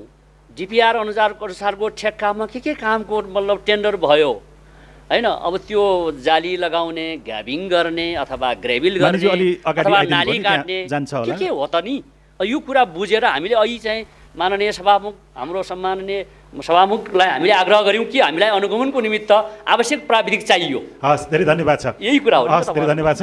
हामीसँग सामाजिक विकास समितिका अध्यक्ष बेबी ओली पनि हुनुहुन्छ, तपाईँको लागि पनि केही प्रश्नहरू छ, छोटकरीमा राखिदिनु होला। सामाजिक विकास समितिका अध्यक्ष। हजुर, धन्यवाद। अब सर्वप्रथम त यो स्वास्थ्य विधेयक बिमाको कुरा पनि उठाउनु भएको छ र स्वास्थ्य बिमा, गरिब परिचय पत्र, 3टा कुरा उठाउनु भएको छ हाम्रो गीताजीले। यो कुरा अब यो विधेयकले के सेवा दिन्छ भन्ने कुरा मैले अघि पनि राखिसकेको छु। कानुन बन्यो भने स्वास्थ्य सरकारी र अरू निजी क्लिनिकहरूलाई पनि कसरी नियमन गर्न सकिन्छ र स्वास्थ्य पनि गुणस्तरीय ढङ्गले कसरी प्रदान गर्न सक्छ भन्ने कुरालाई नै हो। यो बिमाको कुरा स्वास्थ्य बिमाको कुरा अलिकति नमिलेकै छ। उपचार प्रक्रियामा अलि झन्झटिलो, कहिलेकाहीँ अब चिनजानेको आधारमा अथवा व्यवस्था गर्ने यो गुनासो आछ। हामीले सम्बन्धित ठाउँमा यो कुरा पुर्याएका छौँ र सरकारले यसलाई अलिकति व्यवस्थित गर्नुपर्छ भन्ने यसमा हाम्रो ध्यान गएको छ। र अर्को अघि सुरुमा हाम्रो लीलप्रकाशजीले पनि भन्नुभयो, यहाँको कर्णालीको चित्र सबै सूचकाङ्क हेर्दा हामी कर्णालीवासीहरू एकदमै कमजोर अवस्थामा छौँ र यो गरिब परिचय पत्र कहाँबाट सुरु गर्ने भन्ने सरकारलाई पनि अन्यल छ कि। यहाँ म के अनुरोध गर्छु भने यहाँहरूलाई, हामी अहिले साबिकको व्यवस्थामा छैनौँ, सङ्घीयतामा छौँ। सङ्घीयताको अभ्यास गर्ने हामी 2-3 वर्षको अभ्यासमा छौँ। त्यसकारण 20-25 वर्ष अभ्यास गरिसकेका अरू देशहरूको तुलनामा हामीलाई नराखौँ। हामी मैले नागरिकहरूलाई हामी सबै पनि यो कुरामा सचेत हुनुपर्छ भन्ने लाग्छ हैन। यो गरिब परिचय पत्र वितरण चाहिँ सङ्घीय नेपाल सरकारले गर्ने हो। यो प्रदेश सरकारले गरेर पनि हुँदैन। गरौँ भनेर गर्न खोज्दा छलफल हामीले चलाएका छौँ, तर यो 68 को जनगणना पुरानो भइसक्यो। अहिले अब सङ्घीय सरकारले पछि गर्नेछ, केही वर्षपछि। हामी बिचमा गर्न नसक्ने एउटा बाध्यता सरकारसँग भएको हुनाले यो गरिबहरूको पहिचान गर्ने कुरा अन्यलतामा छ, यो टुङ्गिएको छैन, जसका कारणले बजेटिङदेखि हरेक सेवा सुविधामा कहाँबाट सुरु गर्ने भन्दा त्यही पहुँचवालाहरू हुने जाने अवस्था स्थिति, यो बाध्यता छ। यो कुरालाई चाहिँ अबको जनगणना भयो भनेर सबै सूचकाङ्कहरू हामी तन्दुरुस्त बनायौँ भने सरकारले गरिरहेछ। कर्णाली सरकार अथवा कर्णालीका जनताको अवस्था स्थिति सबै त्यो योजना आयोगले पनि गरिरहेछ। त्यसकारण केही भएको छैन भन्ने निराशातिर जानुभन्दा पनि हामी नयाँ संरचनामा जाँदाखेरि सबै कुराहरू जुटाउँदै पनि हामी अपेक्षा धेरै छ। त्यसकारण हामीले यो चुम्न सकेका छैनौँ भन्ने कुरा हो। अर्को शिक्षाको कुरा, यहाँको प्राज्ञिक व्यक्तित्व उहाँ आफै हुनुहुन्छ। शिक्षा अब 3 तहका सरकारमध्ये प्रदेश सरकारको शिक्षाको व्यवस्था अथवा शिक्षा नीतिको कुरा गर्दाखेरि उच्च शिक्षाको कुरा नै हो, अरू सबै अब स्थानीय तहलाई हो। यो माथिबाट अब शिक्षा मन्त्रालयले पनि कुन तहको शिक्षाको व्यवस्था शिक्षा नीति कुन तहले गर्ने भन्ने अलिकति क्लियर नभएको हुनाले यहाँ अब शिक्षा नीति प्रदेशको अलिकति ओझेलमा परेकै हामीले महसुस गरिरहेछौँ। यसमा हामीले अब अहिले यो कोभिडका कारणले पनि प्रदेश सरकार सामाजिक विकास मन्त्रालय बढी स्वास्थ्य क्षेत्रमै तल्लिन्छ र हामीले पनि त्यतै निर्देशन गरेका छौँ। शिक्षाको कुरा गर्दाखेरि बहुप्राविधिक शिक्षादेखि लिएर नमुना भवनहरू निर्माण गर्ने भौतिक पूर्वाधारको कुरा चाहिँ गरिरहेछ। त्यही हो, अब स्रोत कमी भएको कारणले संसदीय समिति भएको कारणले गर्दाखेरि छुट्याएको बजेट चाहिँ यसको उपयोग भयो कि भएन भन्ने कुरा चाहिँ अनुगमन चाहिँ यहाँहरूको सबभन्दा धेरै आवश्यकता होला अहिलेको अवस्थामा, त्यो भइरहेको छ कि छैन यहाँहरूको तर्फबाट? अनुगमन भएको छ। यसमा के कुरा आछ भने जस्तो हामीले आवश्यकताको आधारमा कुनै पनि अवसर दिने कुरामा हामी कोही पनि सहमत छैनौँ। हामी भन्दा त एउटा औँलाले सरकारतिर ठर्याउँछौँ, तर बाँकी 4वटा औँला हामीसँग हुन्छ। हामी अहिले तत्कालै पनि यो 50 लाखको भवन निर्माण भएको ठाउँमा गएर हेर्दाखेरि त्यहाँ निर्माण उपभोक्ता समितिले भवन बनाउँदाखेरि त्यहाँ पानी चार्ने कुरा पनि उहाँहरूले सुरुदेखि अन्त्यसम्म गर्नुभएको छैन र त्यो अहिले नै त्यो खसिसकेको छ। किन यस्तो गर्नुभयो भन्दाखेरि हामीसँग खाने पानी नै छैन, कहाँबाट भवनमा चार्ने पानी हुनु भन्ने खालको जवाब छ। त्यसकारण यो 16 डोलो 50 लाखको सुर्खेतमा पनि त्यही भवन, हुम्ला र डोल्पामा पनि त्यही रेसियोमा गर्दाखेरि यो प्रभावकारी हुन सकेका छैन र समयमा सम्पन्न पनि भएको छैन। यो कुरालाई हामीले सरकारलाई यहाँले जति पनि कुरा सुन्नुभयो, अब समितिले अनुगमन गर्ने, अनुगमनको क्रममा छड्के गर्दाखेरि प्रश्न सोध्ने बित्तिकै प्रश्नहरू त्यो जुन प्रकारको कृत्रिमता त्यहाँ सिर्जना गर्ने र यो समितिले जसरी काम गर्नु पर्थ्यो त्यसरी गर्न सक्ने स्थिति बनेन। समितिले निर्देशन दिन्छ, सरकारले त्यसको टेर पुछर लगाउँदैन। समस्या त्यहाँनिर पनि छ। अब अहिले हामीले विकास निर्माण सायद अरू देशमा भइदिएको भए साँच्चीकै विकास निर्माण कसरी गरौँ अथवा आफ्नो लागि, आफ्नो नागरिकको लागि त्यसमा अझ कति धेरै विकास निर्माण दिउँ भन्ने हुन्थ्यो होला।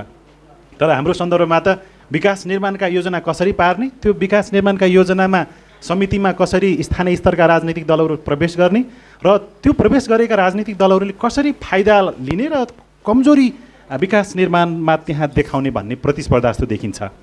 यहाँलाई केही त्यस्तो चिन्ता लाग्छ कि कहिलेकाहीँ सम्झेर बनिसकेका बन्दै गरेका भवनको बारेमा, यी व्यतिथिहरूको बारेमा सुन्दाखेरि सभामुखको रूपमा चाहिँ कस्तो लाग्दो रहेछ छोटखरीमा?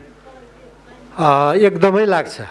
एउटा राजनीतिक कर्मी, एउटा जनप्रतिनिधिमूलक संस्थाको एक तहको प्रमुख हुनुको नाताले यस सम्बन्धमा धेरै विचारहरू विमर्शहरू पनि गरिन्छ, आफै पनि र संयुक्त रूपमा पनि। मलाई के लाग्छ भन्दाखेरि म यो लामो प्रक्रियाबाट वाद विवाद प्रतिवाद जो कुराहरू भइरहेछन् यसलाई हेर्दाखेरि म के निष्कर्षमा पुगेको छु व्यक्तिगत रूपमा भने विकास भन्ने चिज जो छ यो समाजको विकासको स्तरको सापेक्षतामा निर्धारण हुने कुरा हो जस्तो लाग्छ मलाई। किन भन्दाखेरि एउटा पक्ष मात्रै राम्रो भएर एउटा पक्षले मात्रै राम्रोसँग सोच दिएर सम्पूर्ण चाहिने विकास प्रक्रिया प्रभावकारी रूपमा अगाडि बढ्ने होइन। अघि माननीय हाम्रो अध्यक्षज्यूले पनि भन्नुभयो, सरकारले राम्रो मनसायले योजनाहरू बनाएको छ, त्यसमा चाहिने आफ्नो स्रोत विनियोजन गरेको छ, तर त्यो त्यहाँको उपभोक्ता समितिले राम्रो काम गर्दैन, त्यहाँ गर्ने कामदारहरूले राम्रो काम गर्दैनन्। उहाँहरूले त्यसको महत्त्वको विषयमा, दीर्घकालीन महत्त्वको विषयमा उहाँहरूलाई धेरै जानकारी छैन। त्यस्ता प्रवृत्तिहरू छन्। यो समस्या त यी प्रवृत्तिहरूले पनि विकासमा प्रभाव पारिराखेका छन् भन्ने लाग्छ मलाई। हामीले कस्तो प्रकारको औषधि गर्यो भने त्यो त्यहाँको स्थानीय उपभोक्ता समितिदेखि लिएर ठेकेदार, अघि भन्नुभयो वडा अध्यक्षजीले नै भन्नुभयो ठेकेदारले काम ढिला गरिदिन्छ, त्यो त देशभरिको समस्या छ नि त। त्यो ठेकेदारको पहुँच कुन राजनीतिक दलको कुन नेतासँग छ भन्ने कुराले पनि फेरि अर्को ठाउँमा प्रभाव पारिराखेको छ। हामीले के गर्यो भने यो सबै कुरामा सुशासन र हामीले चाहे जस्तो विकास निर्माण होला त सभामुखज्यू। तुलनात्मक रूपमा अब समाज पनि चेतनशील हुँदै जान्छ, समाजले पनि केही भोग्दै जान्छ।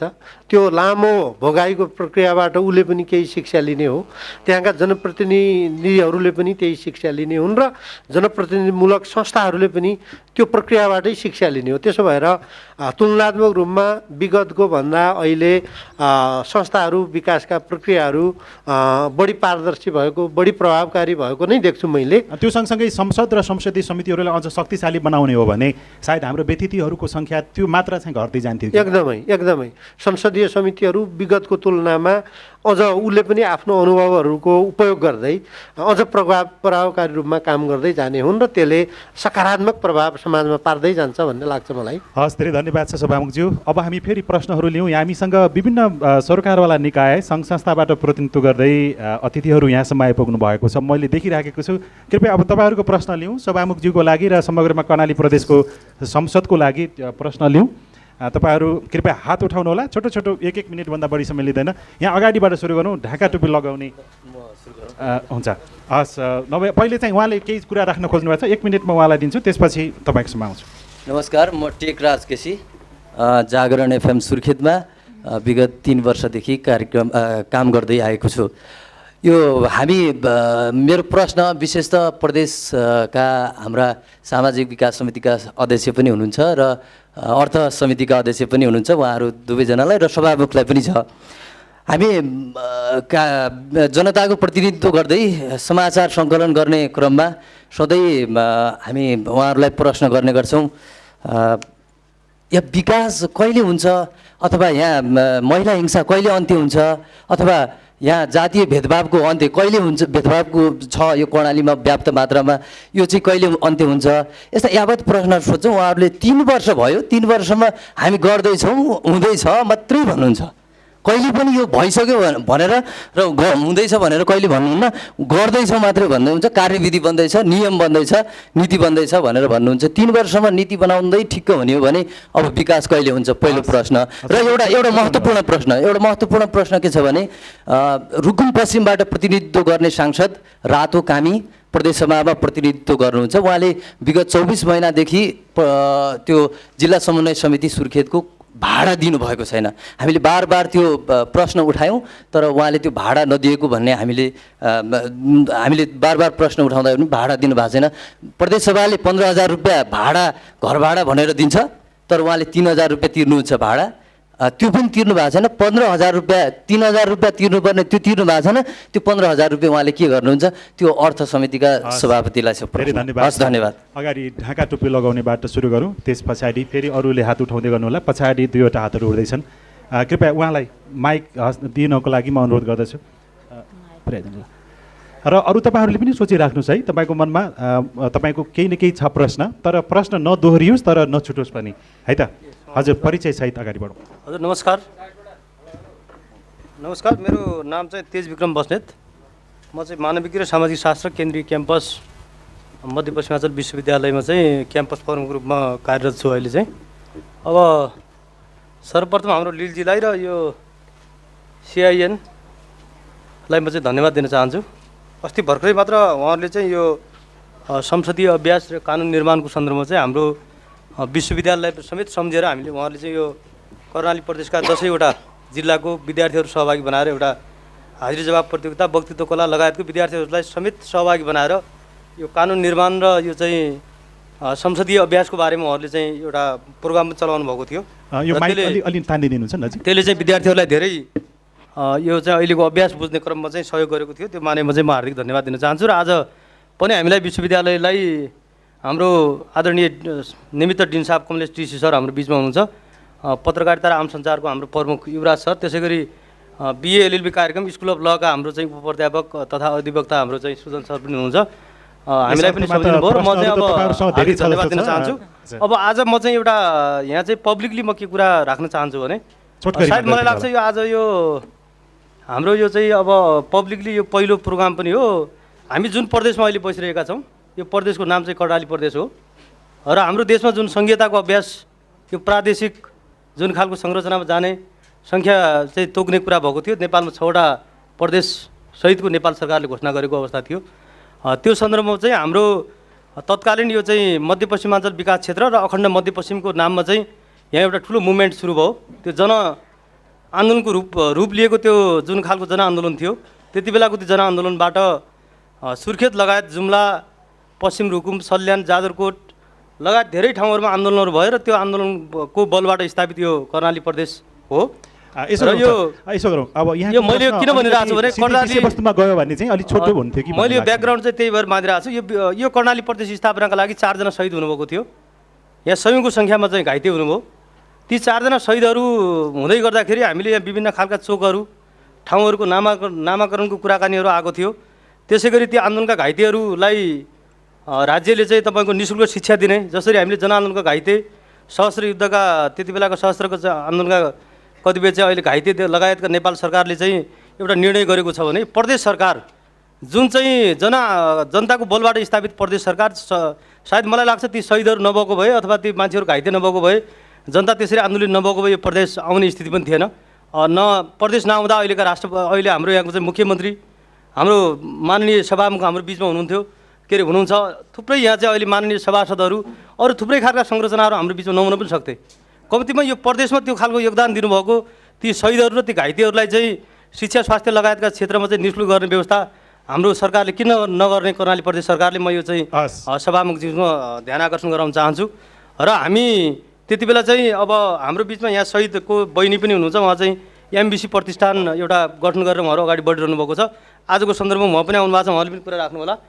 र मैले यो चाहिँ जेन्युन एकदमै चाहिँ धेरै ठाउँबाट यो कुरा उठेन। अहिले राजनीतिक दलहरू लगायत धेरै धन्यवाद सर यहाँको प्रश्नको लागि। महत्त्वपूर्ण क्वेसन छ र यसलाई चाहिँ एउटा खालको कार्यान्वयनको तर्फ चाहिँ जानेछ, किनभने यहाँ चाहिँ हाम्रो माननीय सभामुख लगायत माननीयजीहरू पनि हाम्रो बिचमा हुनुहुन्छ। म यो कार्यक्रम मार्फत यो कुरा राख्न चाहन्छु। र दोस्रो कुरा भनेको म अलि थोरै विकाससँग जोडेर कुरा राख्न चाहेँ। सर निकै छोटोमा राखिदिनु भयो भने यहाँ अरू धेरै प्रश्नहरू पनि लिनु धेरै कुराहरू चाहिँ आइसकेको छ। सुरुमै गर्नु पर्थ्यो वास्तवमा यो अहिले जुन जति पनि यहाँ चाहिँ सडक निर्माण अहिले सुर्खेतमा एकदमै तीव्र गतिमा अगाडि बढिरहेको छ र अरू सदरमुकाम पनि सायद यो ढङ्गले अगाडि बढिरहेको होला। यो चाहिँ सुरुमा गरेको भए पनि धेरै हुन्थ्यो। कानुन निर्माणका नाममा जुन खालको धेरै कुराहरू रोकिएको छ, अघि एकजना भाइले पनि भन्नुभयो कानुन निर्माणकै कारणले धेरै कुरा रोकिएको भने कानुन छिटो बनाउने कुरा कसरी गर्न सकिन्छ। 3 वर्ष बितिसकेको छ, 2 वर्ष बाँकी छ र अब 1 वर्ष चुनावी प्रक्रिया, अरू चाहिँ फेरि पनि जनताको बिचमा जानुपर्ने स्थिति हुनसक्छ। त्यो भएर चाहिँ अलिक छिटो छरितो अहिले यो डिजिटलाइज युगमा चाहिँ मान्छेलाई छिटो काम परिणाम खोजिरहेका छन्। त्यो भएर छिटो गर्नका लागि रात दिन चाहिँ खट्नका लागि पनि म चाहिँ मेरो तर्फबाट म चाहिँ सुझाव दिन चाहन्छु। धन्यवाद। धेरै धन्यवाद छ।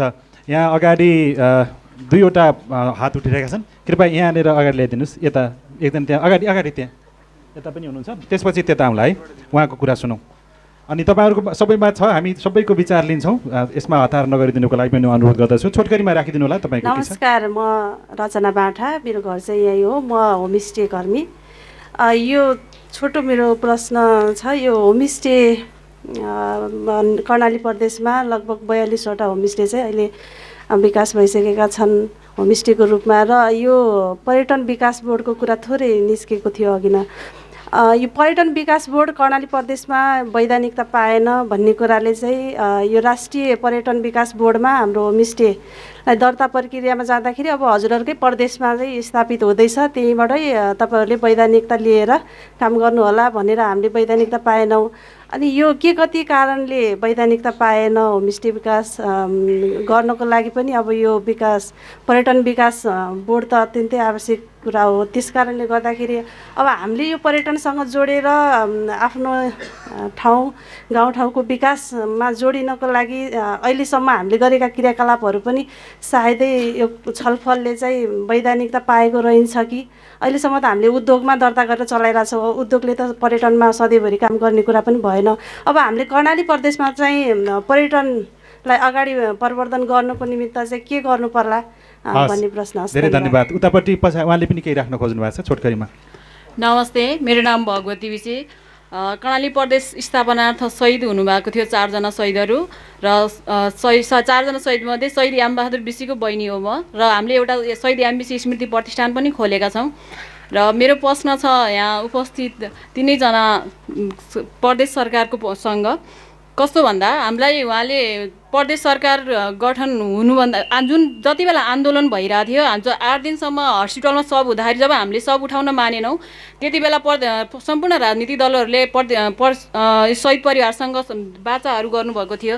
जस्तो भएको शिक्षा, स्वास्थ्य, रोजगार, त्यसपछि यो चोकको नामाकरण भयो, शालिग भयो, पार्क भयो, त्यस्तो निर्माण गर्छौँ यस्तो भनेर भन्नुभएको थियो। त्यो बाचा अहिलेसम्म पनि पुरा भएको छैन र हामीले नजिकको सरकार अनुभूति गर्दै गर्दा शहीद परिवारको एउटा पनि पीडाको कमी महसुस हामीले गर्न पाएका छैनौँ र हामीलाई यो कर्णाली प्रदेश बनेकोमा गर्व महसुस पनि भएको छैन। किनभने कुनै पनि मानिसले हरेक मानिसको आफ्ना पीडा हुन्छन् तर एउटा पनि पीडाको कमी भएन भने त्यो प्रदेश सरकार नजिक हुनुको हामीलाई कुनै अनुभूति पनि हुँदैन। आश्वासन अनुसारको व्यवहार भएकै छैन। त्यसपछि अरू प्रश्न राख्न चाहने यता उहाँको लिउँ, अघिदेखि उठाइराख्नु भएको छ, त्यसपछि तपाईँहरूको पनि लिउँला। छोटकरीमा राखिदिनु होला परिचय सहित। सर्वप्रथम त सबैजनालाई नमस्कार। मेरो नाम अञ्जली विषी। म विगत समय 8 वर्षदेखि म निरा समाजमा काम गरिरहेको छु। मेरो प्रश्न तिनैजना हाम्रो सभामुखजीहरूलाई छ। मेरो प्रश्न छोटो छ, धेरै लामो छैन। म के भन्न चाहन्छु भने यो लैङ्गिक विभेद कहिलेसम्म हुन्छ? यो कर्णाली प्रदेशमा लैङ्गिक विभेद अन्त्य गरिनु किन नगरेको कारण अहिलेसम्म हामीले झेल्दै आइपर्नु छ। किनभने हामीहरूलाई अपेला गर्ने र भेदभाव गर्ने यो कहिलेसम्म अन्त्य हुन्छ म यो भन्न चाहन्छु। किनभने यो समाजले हामीहरूलाई यो समाजका नागरिक नै होइन भनेर भन्छ। हामी यो समाजका नागरिक होइन, हामी के स्वतन्त्र रूपमा बाँच्न पाउने अधिकार हाम्रो छैन।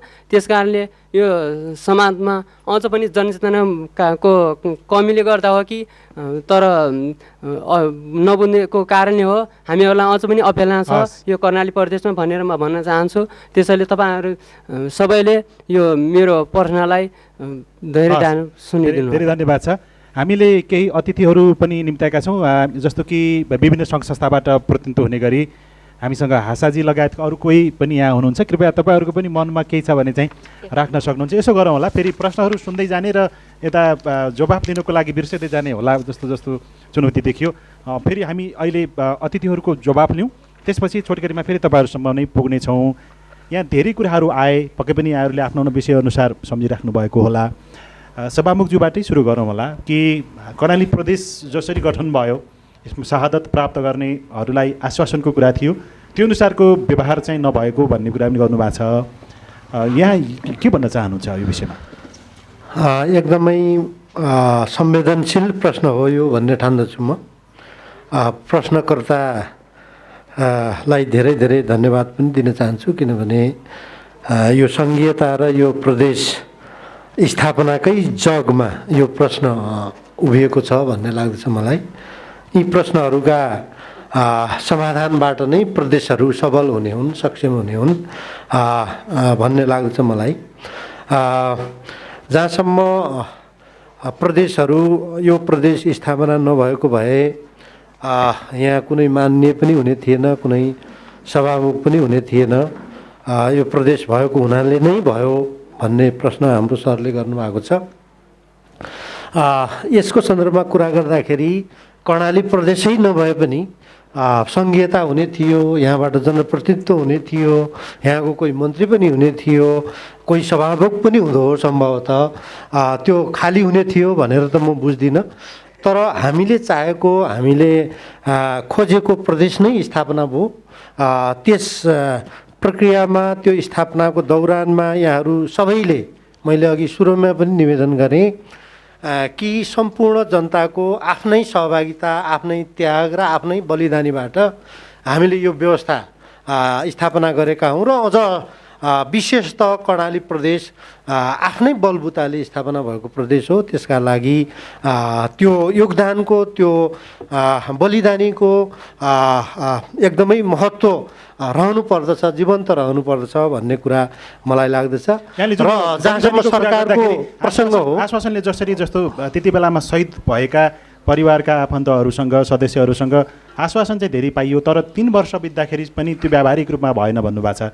अब के गर्नुहुन्छ यहाँले सुनेर? एकदमै एउटा जनप्रतिनिधिमूलक संस्था, जनप्रतिनिधि हुनुको नाताले यहाँहरूले जो एउटा पीडाबोधका साथ जो महसुस गर्नुभएको छ र प्रश्न गर्नुभएको छ त्यसको प्रतिनिधित्व गर्दै सरकारलाई हामीले यस विषयमा आवश्यक ताउन रूप उहाँहरूलाई चाहिँ नै झकझकाउनेछौँ। हामीले संस्थागत रूपमा निर्देशन दिनेछौँ। यो यहाँको प्रश्न अत्यन्तै संवेदनशील छ। मैले अघि नै पनि भने अर्को केही साथीहरूले चाहिँ 3 वर्ष भइसक्यो कानुन बनाउँदैछौँ मात्रै भन्ने राख्ने, 5 वर्ष बित्दाखेरि चाहिँ के भन्ने हो भनेर पनि सोध्नु भएको छ। यो कानुन बन्ने प्रक्रिया निरन्तरको प्रक्रिया हो। विकास भन्ने प्रक्रिया पनि निरन्तरको प्रक्रिया हो। आजका दिन सुरु हुने र यो दिनमा अन्त्य हुने भन्ने हुँदैन। कानुनको प्रक्रिया पनि त्यही हो। त्यसैले यो निरन्तरको प्रक्रिया भएको हुनाले निरन्तर यो चलिरहन्छ। भनेको 5 वर्ष सकिँदासम्म पनि कानुनको त 5 वर्ष होइन, आगामी 100 वर्षसम्म पनि कानुन बन्ने क्रम निरन्तर रहन्छ। तर आवश्यकता अनुसारका हाम्रो वर्तमान समयको सन्दर्भ अनुरूप कानुन बने कि बनेनन्, आवश्यकता अनुसार बने कि बनेनन् भन्ने पर्सपेक्टिभबाट हामीले हेर्ने हो। तर यो निरन्तरको प्रक्रिया हो। अनि केही लैङ्गिक हिंसा चाहिँ कहिलेसम्म सहने भनेर एकजना तेस्रो समुदायबाट यो पनि अत्यन्त संवेदनशील प्रश्न हो। यो खास गरी हाम्रो समाजसँग अन्तर्निर्भर रहेको प्रश्न हो।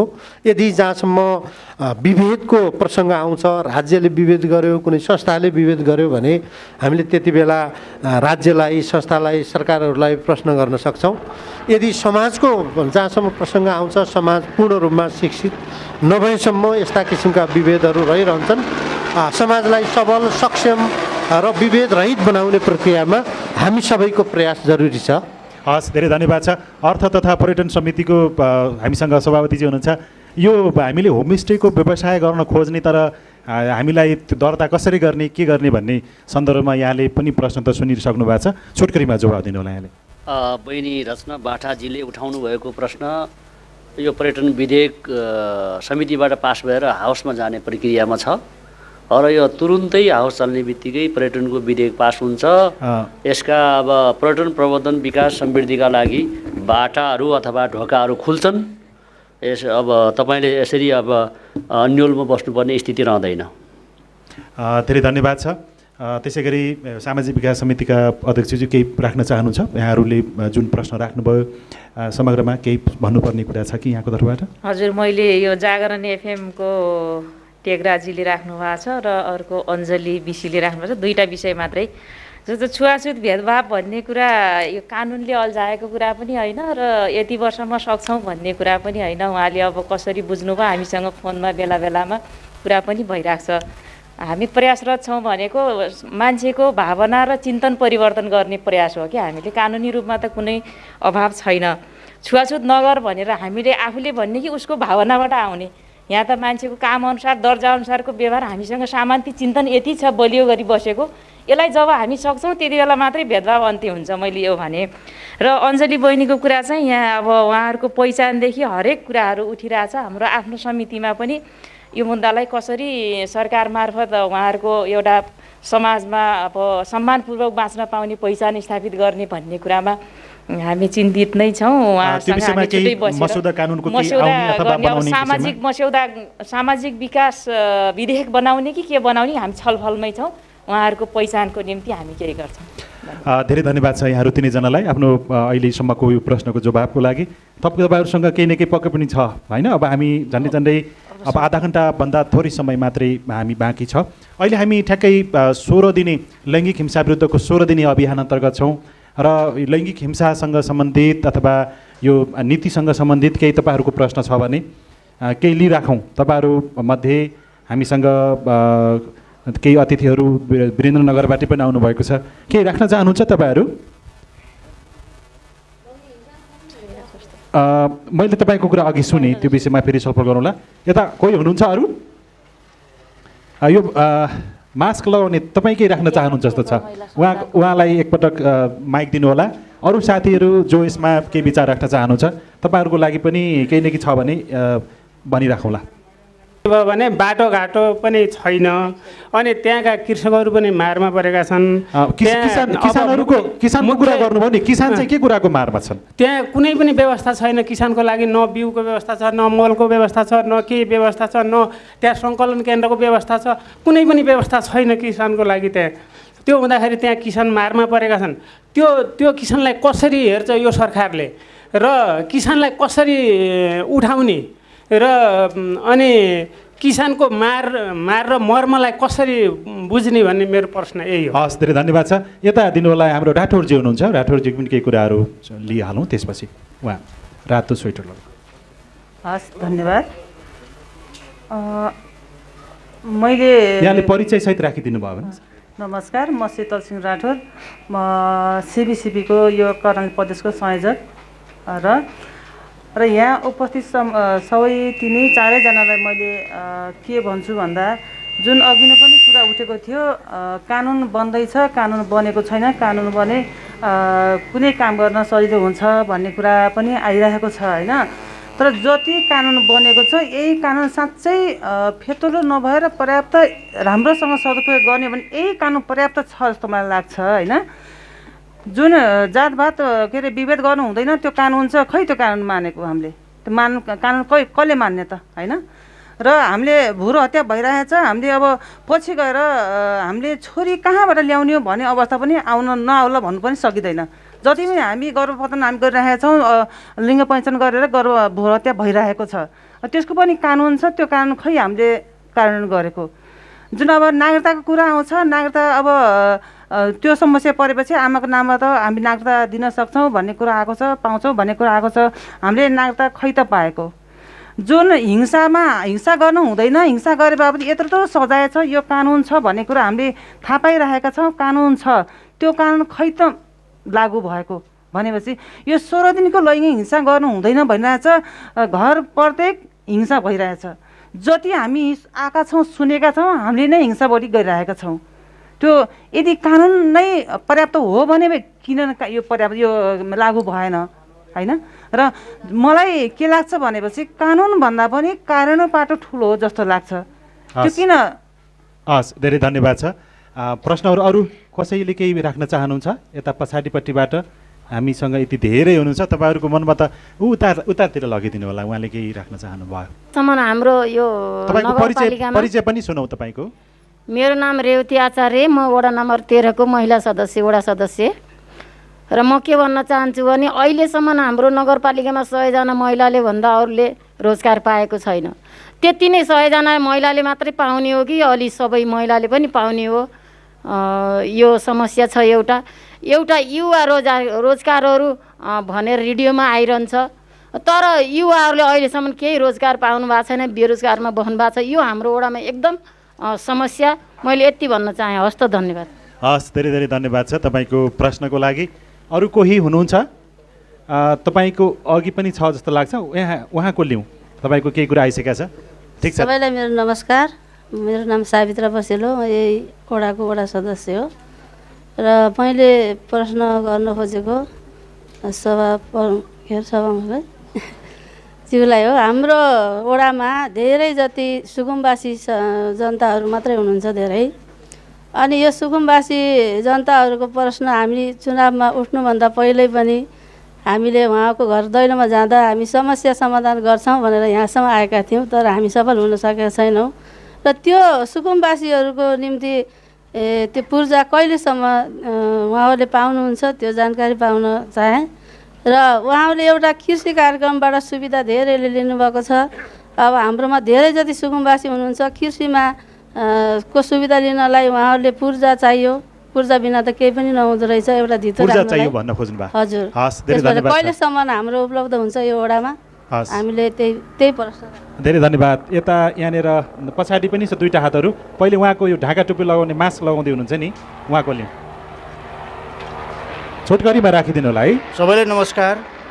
म डम्बर दाहाल, सरस्वती प्रावि गरगरे, वीरनगर 13 को प्र। र म के प्रश्न गर्न चाहन्छु भने हामी जुन यो प्रदेश सरकारको उपस्थिति भयो हाम्रो यो वडामा, वडाको सुगम ठाउँमा, त्यसको लागि म धन्यवाद दिन चाहन्छु र यो सुगम ठाउँ हो। योभन्दा पनि विकट दैलेखको गुराँस गाउँपालिकासम्म जोडिएको वडा हो यो। अघि नै भन्नुभयो सामाजिक विकास समितिको सभापतिज्यूले हाम्रो यो उच्च शिक्षाको मात्रै व्यवस्थापन गर्ने कुरा हाम्रो प्रदेशको चाहिँ हो भनेर भन्नुभयो। कानुनभन्दा बाहिरका कुराहरू हामी गर्न मिल्दैन। तथापि यो आधारभूत तह र मावि तहको शैक्षिक गुणस्तर वृद्धि गर्नको लागि प्रदेश सरकारको के कस्तो योजना छ, जो उच्च के भन्छ माविसम्मको लागि यो पालिकालाई चाहिँ जिम्मा पाएको अवस्था छ, तैपनि पालिकाले नसकेका कुराहरू उहाँहरूले पनि केही कुराहरू सहयोग गर्न के कस्तो योजनाहरू बनाउनु भएको छ शैक्षिक गुणस्तर वृद्धिको लागि, त्यही भन्न चाहन्छु। हस्, धेरै धेरै धन्यवाद छ। पछाडिपट्टि दुईजनाले हात उठाउनु भएको छ, उता लगिदिनुको लागि म अनुरोध गर्छु। म हासा मल्ल, मुख्यमन्त्री तथा मन्त्री परिषदको कार्यालयमा प्रदेश तथा स्थानीय शासन सहयोग कार्यक्रममा कार्यरत छु। आजको यो कार्यक्रममा यो इस्यु बेसमा चाहिँ डिस्कसन भइरहेछ। त्यसमा चाहिँ मेरो प्रश्न हाम्रो सामाजिक विकास समितिको म्याडमलाई छ।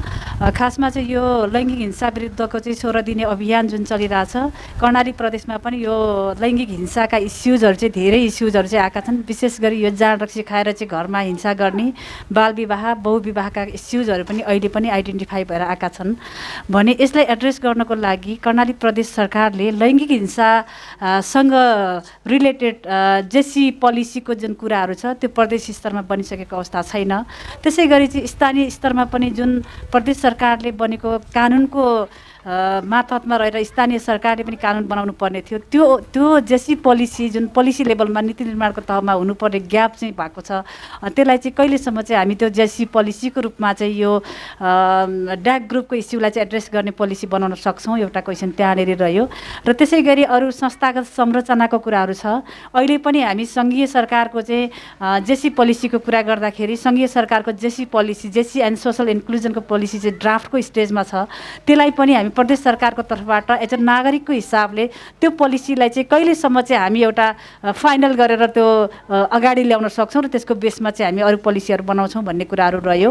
र त्यसै गरी अब यो स्थानीय स्तरमा चाहिँ जुन जेसीको इस्युजहरू चाहिँ ह्यान्डल गर्नको लागि यो हामीका न्यायिक समितिहरू हुनुहुन्छ, न्यायिक समितिले धेरैवटा चाहिँ फौजदारी केसहरू पनि ह्यान्डल गरिरहेको अवस्था छ।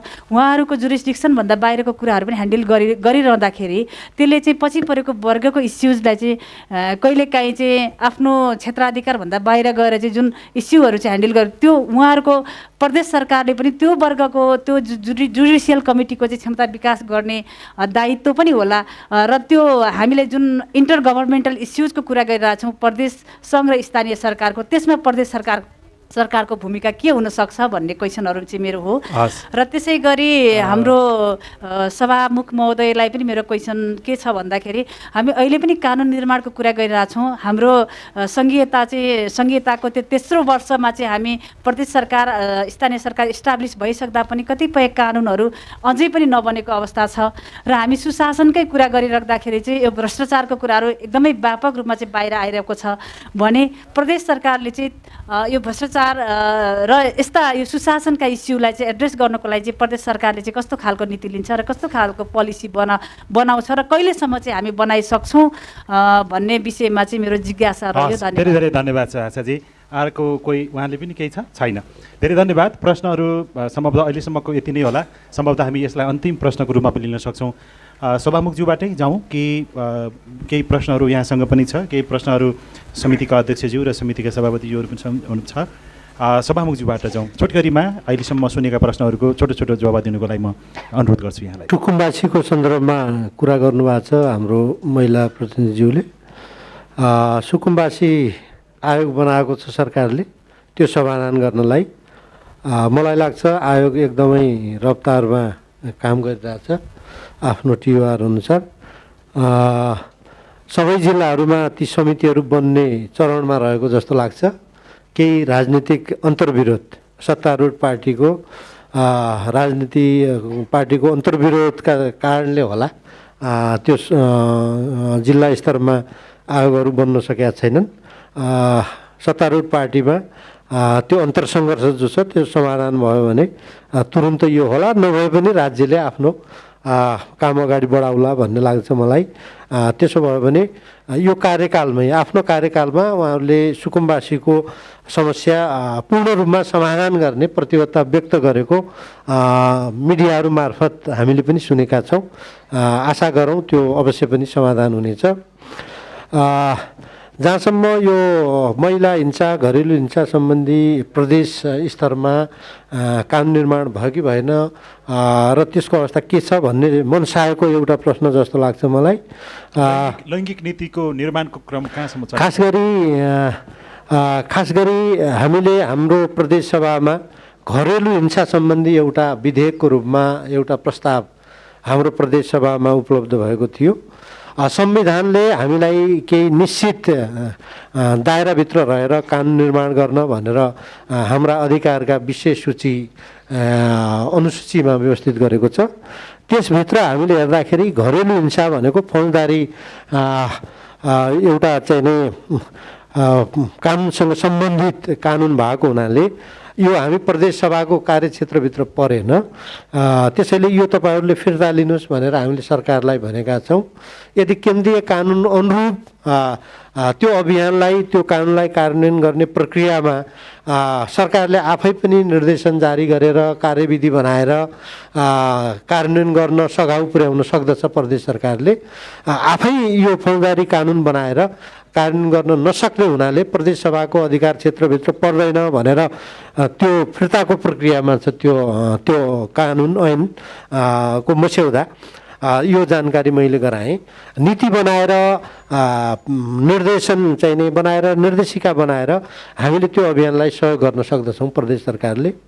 अर्को कुरा भ्रष्टाचार र नियन्त्रण र सुशासन सम्बन्धी चाहिँ नै सुशासन सम्बन्धी हामीले कानुन त निर्माण गरेका छौँ र यो निरन्तरको प्रक्रिया भयो र यो भ्रष्टाचार नियन्त्रण गर्ने सम्बन्धमा विभिन्न संवैधानिक संयन्त्रहरू पनि छन्, कानुनहरू पनि पर्याप्त छन्।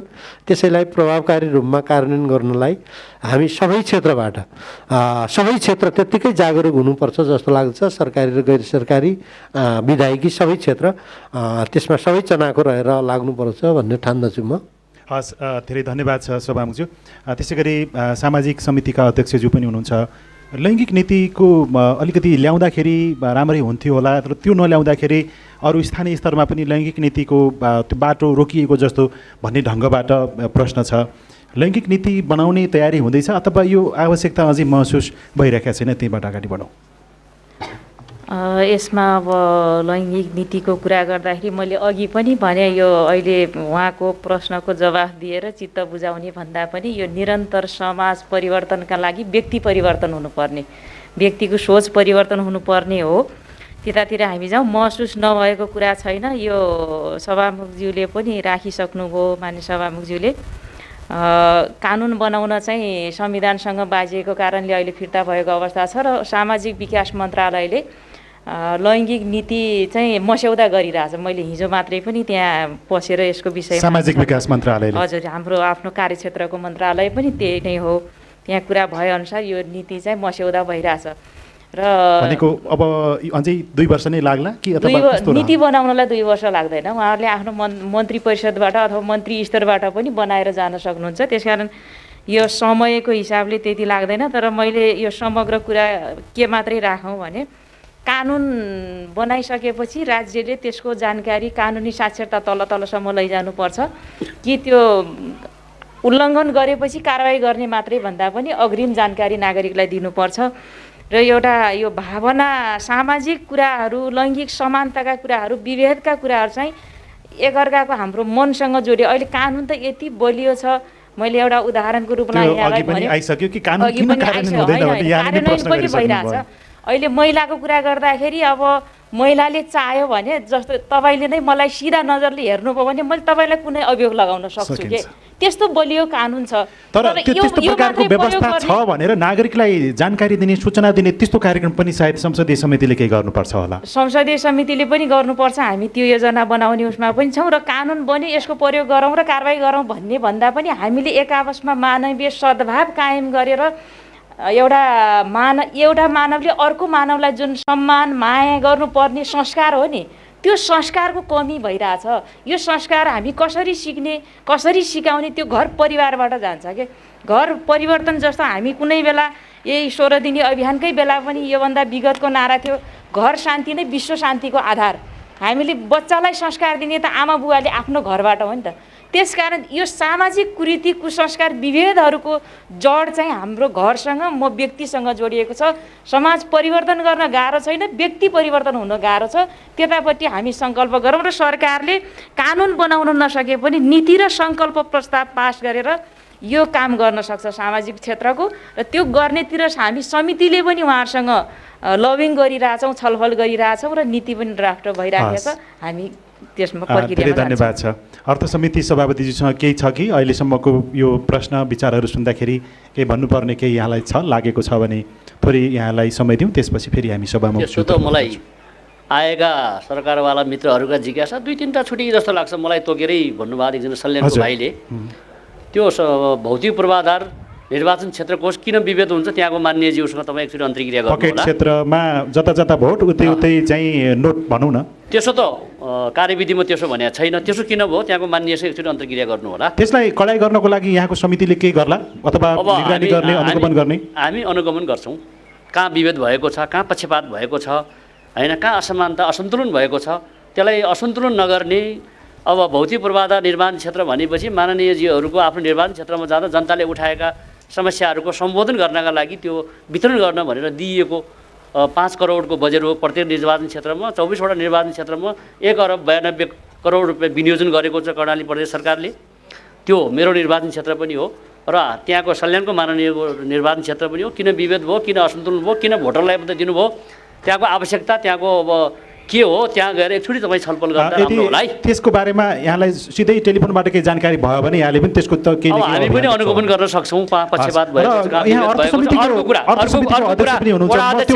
अर्को पनि छ जस्तो महिनाको 15,000 चाहिँ घरबाटको लागि पाउने तर 3,000 रुपियाँ घरबाट नतिर्ने व्यवस्था पनि। म जवाब दिन्छु। 3टा प्रश्नको जवाब दिन बाँकी छ। हाम्रो वडा अध्यक्षले माननीय खल्तीबाट योजना जान्छ, हामीले चाहिँ योजना तर्जुमाबाट योजनाहरू छनौट गरेर पठाउँछौँ भन्ने कुरा गर्नुभयो। त्यो यहाँको माननीय एमलाल कडेलज्यू मार्फत अथवा यो निर्वाचन क्षेत्रको माननीयज्यू मार्फत भएको भए उहाँलाई हामी बुझौँला, होइन। यो कस्तो हुन्छ भन्दाखेरि जिल्ला परिषदबाट आउने गर्छ, नगर परिषदबाट आउने गर्छ र हामी पनि माननीयहरू निर्वाचन क्षेत्रबाट आएका माननीयहरू पनि एउटा स्रोत हो र प्रस्तावक हुने एउटा योजना तर्जुमाको प्रक्रिया अनुसार अब उहाँहरूले वीरेन्द्रनगर नगरपालिकाको परिषदबाट अथवा सुर्खेत जिल्ला परिषदबाट योजना तर्जुमा तल गाउँ बस्तीबाट आएका योजनाहरूलाई प्रस्तावित गर्ने क्रममा कहाँ खल्तीबाट गयो, कहाँ अब छुट्यो है, त्यो निगरानी चाहिँ यहाँहरू पनि त्यो कुरा हामी निगरानी गर्छौँ। अरू केही छ? बाँकी दिनहरूमा अघि भाइ जागरण एफएमको भाइ केसीजीले भन्नुभएको कुरा माननीय रातोकामी रुकुम क्षेत्र नम्बर 1 को माननीयले 300 घरबाट बुझाउनुहुन्छ, 1500 भाइ कता गयो, त्यो कुरा उहाँसँग हामी बुझ्छौँ, होइन। उहाँले 3 वर्षदेखि नतिरेको कुरा पनि आयो, अब तिर्नु त पर्छ घरबाट। एकचोटि मैले एफएममा सुने पनि थिएँ समाचार दसैँ अगाडि अथवा पछाडि यस्तैमा खुब माननीयले चाहिँ माननीयले घरबाट बुझाउनु भएको छैन भन्ने कुरा मैले सुने हो। त्यो कुरा आज आयो। अब यहाँले चाहिँ त्यसको नीति खोजी हामी गर्छौँ।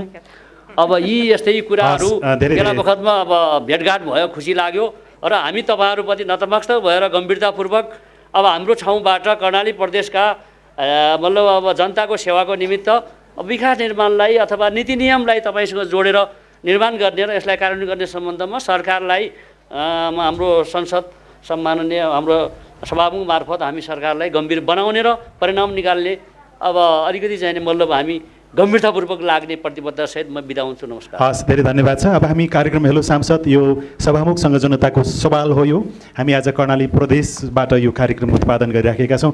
म केही सभामुखज्यूसँग छोटा मिठा सवाल जवाफ गर्छु, त्यसपछि यसलाई हामी समापनको क्रममा लैजानेछौँ। कृपया धैर्यता अझै राखिदिनुको लागि म अनुरोध गर्दछु केही समय। सभामुखज्यू, अरू ठाउँमा जाँदाखेरि संसदीय समितिलाई परिचालन गर्नको लागि बजेटको अभाव भएको अथवा केही समितिहरू अलिकति क्षेत्राधिकारभन्दा माथि गएको भन्ने जस्तो पनि सुनियो। कर्णाली प्रदेशमा बजेटको अवस्था कस्तो छ र संसदीय समितिहरूको क्षेत्राधिकार अनुसारको व्यवहार कतिको छ कि छैन, यसबारेमा के कुरा गरौँ? होइन, संसदीय समितिहरू सक्रियतापूर्वक लागिरहनु भएको छ। हाम्रो प्रदेशका सभाका संसदीय समितिको सन्दर्भमा कुरा गर्दाखेरि हामीले भर्खरै निर्वाचन मार्फत समितिहरूको नेतृत्व पाएका छौँ लामो समयसम्म यहाँको आन्तरिक शक्ति सन्तुलनका आधार कारणले गर्दाखेरि ज्येष्ठ सदस्यको नेतृत्वमा समितिहरू सञ्चालन हुँदै आएको थियो। ज्येष्ठ सदस्यको नेतृत्वमा भए पनि उहाँहरूले निरन्तर रूपमा संसदीय काम कारबाहीहरू गरिरहनु भएको थियो। अहिले नयाँ उत्साह, स्पिरिट र उद्देश्यका साथ नयाँ नेतृत्व आएको छ र उहाँहरू आफ्नो काम गराएको प्रारम्भिक चरणमा हुनुहुन्छ। समितिलाई अर्थको केही समस्या त छैन? अर्थको समस्या हुँदैन, अर्थको समस्या हुँदैन। उहाँहरू एकदम उत्साहका साथ काम गर्न सक्नुहुन्छ, तर परिणाम आउने गरी गर्नुपर्छ भन्ने मान्यता राख्दछौँ हामी। एउटा परम्परागत एउटा प्रक्रिया निर्वाह गर्नुभन्दा पनि आउटपुट आउने गरी चाहिँ काम गर्नुपर्छ भन्ने मैले उहाँहरूलाई भनेको छु। समितिहरूमा सरकारको छाया अथवा कुनै मन्त्रीको छाया देखिने अथवा समितिहरूले बढी मानव कुनै पक्ष र विपक्षमा भएकै कारणले गर्दाखेरि समितिले अलि च्याप्न खोज्ने खालको त्यस्तो त यहाँ त्यस्तो छ कि छैन? त्यस्तो देखिएको छैन। कर्णाली प्रदेशमा समिति प्रभावकारी रूपमा समितिहरूले काम गरिराख्नु भएको छ। कुनै मन्त्री र सरकारको कारणले गर्दाखेरि समितिहरूले काम गर्न नसकेको वातावरण छैन? त्यो अवस्था छैन। त्यो सँगसँगै खुल्ला संसदको अभ्यास यो विश्वव्यापी रूपमा छ, नेपालले स्वीकार गरेको छ र सङ्घीय स्तरमा र प्रदेश स्तरमा यसको अभ्यासहरू चलिराखेका छन्। कर्णाली प्रदेशमा तल्लोभन्दा तल्लो स्तरको नागरिक र तथाकथित माथिल्लो स्तरको नागरिकको पनि त्यसमा पहुँच रहोस् र ऐन कानुन निर्माणको सन्दर्भमा काम गर्न सकियोस् भन्नको लागि यहाँको अभ्यास के छ कर्णाली प्रदेशको? खास गरी हामीले खुल्ला संसदको अवधारणालाई विगत समयदेखि नै घोषित वा अघोषित रूपमा हामीले अवलम्बन गर्दै आइरहेका छौँ। खास गरी प्रदेश सभा सञ्चालन हुने भनेको प्रदेश सभा सञ्चालन सम्बन्धी नियमावलीका आधारमा हामी प्रदेश सभा सञ्चालन हुने हो, प्रदेश सभा सचिवालय सञ्चालन हुने हो। त्यसका हाम्रो यो नियमावलीमा, सञ्चालन सम्बन्धी नियमावलीमा व्यवस्था नभए पनि त्यो खुल्ला संसदको अवधारणालाई आत्मसात गर्दै हामीले कतिपय सन्दर्भमा हामी सरकारवालासँग, जनतासँग हामी पुगेर उहाँहरूका सरकारहरूलाई हामीले सुन्ने गरेका छौँ र सम्बोधन गर्ने प्रयास गरेका छौँ। कुनै ऐन कानुनको मस्यौदा बनाउँदाखेरि त्यो चाहिँ जस्तो संसदको समितिमै आउने कुरा अथवा कुनै त्यस्तो पाएक पर्ने ठाउँमा छलफल सुझाव लिने त्यस्तो अभ्यासहरू 100% नै राम्रै भइरहेको छ कि अथवा 75-50% हामी पुग्न सक्यौँ? होइन, मैले अघि नै निवेदन गरेँ, हाम्रो संसद सञ्चालन सम्बन्धी प्रदेश सभा सञ्चालन सम्बन्धी नियमावलीमा जनतासँग जानुपर्छ भन्ने त्यो प्रबन्ध छैन। तर पनि हामीले व्यवहारत हामी स्टार्टिङ अवस्थामा, प्रारम्भिक अवस्थामा कानुनको सुरुवाती चरणमा भएको हुनाले सुरुवाती चरणको कानुन निर्माण गर्दाखेरि जुनसुकै बिन्दुबाट पनि जनताको बिचमा जान सकिन्छ भन्ने मान्यतालाई आत्मसात गरेर हामीले केही कानुन निर्माण गर्दाखेरि हामी जनताको बिचमा गएका छौँ। यो सँगसँगै जस्तो सभामुखसँग जनता भन्ने त्यो कार्यक्रमको सुरुवात पनि प्रदेश स्तरमा सम्भवतः कर्णाली प्रदेश पहिलोपटक सुरुवात गर्यो। खुल्ला त्यसलाई निरन्तरता दिने र अझ नागरिकको साँच्चीकै मन विचार आउने गरी यो कार्यक्रमलाई निरन्तरता दिने सन्दर्भमा काम भइरहेको छ कि अथवा त्यो सुरुवात चाहिँ राम्रोसँग भयो, यसको निरन्तरता हुन सकेन? हामीले संसदका काम कारबाहीहरूलाई आधारभूत तहसम्म लैजानु पर्दछ। कानुन निर्माण प्रक्रियामा जनताको पनि चासो, जागरुकता चाहिँ नै त्यो सिर्जना गर्नुपर्छ भन्ने उद्देश्यका आधारमा नै हामीले जनतासँग सभामुख भन्ने कार्यक्रम सञ्चालन गरेका हौँ। खास गरी जनताको बिचमा सभामुख मात्रै होइन, माननीय सदस्यहरू, समितिहरू समेत जनताको बिचमा गएर उहाँहरूले गरेका काम कारबाहीको विषयमा जानकारी दिने र जनताका प्रश्नहरूको सम्बन्धमा जिज्ञासा चाहिँ नै मेटाउने एउटा प्रक्रिया हो जनतासँग सभामुख भन्ने कार्यक्रम। यसलाई निरन्तरता दिनलाई हामीले सम्बन्धित सरकारवालाहरूसँग हामीले कुरा गरिराखेका छौँ। यो केही एपिसोड यो सञ्चालन भएर अहिले स्थगित भएको अवस्था छ। यो आजको सन्दर्भमा पनि यहाँले सहयोग गरेर हाम्रा संसदीय काम कारबाहीहरूलाई अझ जनस्तरसम्म पुर्याउनलाई सहयोग गर्नुभएको छ। यो खुल्ला संसदकै एउटा निरन्तर एउटा रूप हो भन्ने ठान्दछौँ। यस लगायत अहिले कर्णाली प्रदेशमा अघि पनि मैले केही एउटा तस्बिर सुरुमा देखाएको थिएँ, पक्कै पनि त्यो हामी कर्णाली प्रदेशको नागरिकको रूपमा हामीले आफैलाई सुन्दाखेरि एक प्रकारको पीडा महसुस त हुन्छ होला नै। त्यो सँगसँगै जस्तो बहुपति प्रथा जस्तो त्यो प्रचलन अझै पनि कर्णाली प्रदेशमा छ। त्यो बाल विवाहका जति पनि विकृति विसङ्गतिहरू छन् हामी जति जति माथि चढ्दै जान्छौँ कम उमेरमै जुन प्रकारको एउटा प्रौढ अवस्थामा प्रवेश गर्नुपर्ने बाध्यता विशेष गरी छोरीहरूलाई छ बुहारीहरूलाई छ ती सबै समस्याहरू समाधान गर्नको लागि थप आगामी दिनमा कुनै हामी योजना नीति निर्माण गर्छौँ परिमार्जन गर्छौँ भन्ने बारेमा केही छ कि छैन यहाँहरूको विचार? यसमा खास गरी यहाँले प्रश्न उठाउनु भयो बहुपति प्रथा। त्यो बहुपति प्रथा हाम्रो प्रदेशमा यद्यपि कायमै छ। त्यही कुरा सुनेर हामीले मेरो जिज्ञासामा हाम्रो माननीय उपसभामुखज्यूको नेतृत्वमा गएर त्यो स्पटमा गएर उहाँहरू त्यो समुदायमा गएर उहाँहरूले त्यो सम्बन्धी उहाँहरूका के छन् त विचारहरू चाहनाहरू आकाङ्क्षाहरू के छन् भन्ने सन्दर्भमा अन्तर्क्रिया गरेर पनि आउनुभएको छ। त्यो प्रदेश सभाको इनिसिएसनमै त्यो कुरा भएको छ। हाम्रो उपसभामुखज्यूको नेतृत्वमै हामीले त्यो कुरा गरेका छौँ। त्यस सम्बन्धी आवश्यक चाहिँ नै सहयोग गर्नु पर्यो भने हामी नीति निर्माण गर्नमा हामी तयार छौँ। त्यो सँगसँगै अहिले त अब छोरी जन्मिने बित्तिकै बैङ्कमा पैसा जम्मा गर्ने कार्यक्रम पनि यो कर्णाली प्रदेशको सबभन्दा चर्चित छ।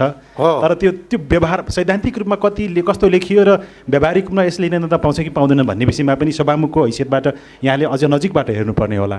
एकदमै हाम्रो निगरानी निरन्तर रहन्छ यसमा।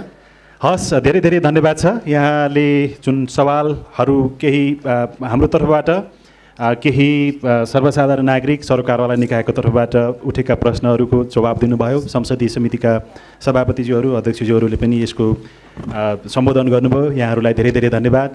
सभामुखसँग जनताको सवाल कार्यक्रम हेलो सांसद आज हामीले सुर्खेतको वीरेन्द्रनगर नगरपालिकाको वडा नम्बर 13बाट हामीले यो कार्यक्रम यहाँ प्रस्तुत गऱ्यौँ। हामीसँग सामाजिक विकास समितिका अध्यक्ष देवी ओलीज्यू रहनुभयो। त्यसै गरी अर्थ समितिका सभापति गणेश सिंह पनि हामीसँगै रहनुभयो र समग्रमा यो कर्णाली प्रदेशको संसदको नेतृत्व गर्दै हामीसँग सभामुखज्यू पनि यहाँ रहनुभयो। यहाँहरू सबैजनालाई समयको लागि धेरै धेरै धन्यवाद दिन्छौँ। र तपाईँहरूले जुन विचार राख्नुभयो तपाईँका विचारहरू कतिपय त्यो खुलस्त रूपमा मूर्त रूपमा यसको समाधान भए, कतिपय यसको सोलोडोलो सारमा पनि केही विचारहरू यहाँ आएका छन्। तपाईँले राखेका प्रश्नहरूमा उहाँले केही प्रतिबद्धता जनाउनु भएको छ। तर त्यो प्रतिबद्धता त्यो समयभित्रमा पुरा हुन्छ कि हुँदैन भन्ने विषयमा पनि तपाईँहरूले निरन्तर रूपमा यसको अनुगमन गरिराख्नुहुनेछ। र यदि त्यस्तो त्यो प्रतिबद्धता पुरा भएन भने फेरि हामी सामुदायिक सूचना नेटवर्क CIN मार्फत तपाईँहरू आउनुभयो भने हामी फेरि यही विषय सम्झाएर उहाँहरूले त्यो काम किन गर्नु भएन होला भन्ने ढङ्गबाट फेरि पनि हामी अनुगमन गर्दै कार्यक्रम निर्माण गर्नेछौँ। यसको लागि पनि विचार राख्नुभयो। यहाँहरू सबैजनालाई धेरै धेरै धन्यवाद दिन चाहन्छु।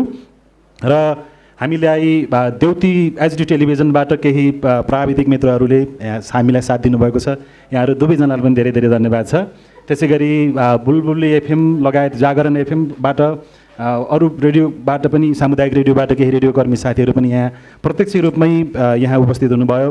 यहाँहरूलाई पनि धेरै धेरै धन्यवाद दिन्छौँ। यहाँको उपस्थिति सहयोग त्यसै गरी हामीसँगको सहकार्यको लागि पनि धेरै धेरै धन्यवाद दिन्छौँ। यो वीरेन्द्रनगर नगरपालिकाबाट 6 किलोमिटर टाढा रहेको यो करेखोलामा आएर आज हामीले सभामुखसँग जनताको सवाल कार्यक्रम हेलो सांसद प्रस्तुत गऱ्यौँ। र यति भन्दै प्राविधिक मित्र सुभाष पन्तजीलाई पनि धेरै धेरै धन्यवाद दिन्छु। र कार्यक्रम हेलो सांसदबाट लील प्रकाश चन्दलाई पनि बिदा दिनुहोस्। नमस्कार।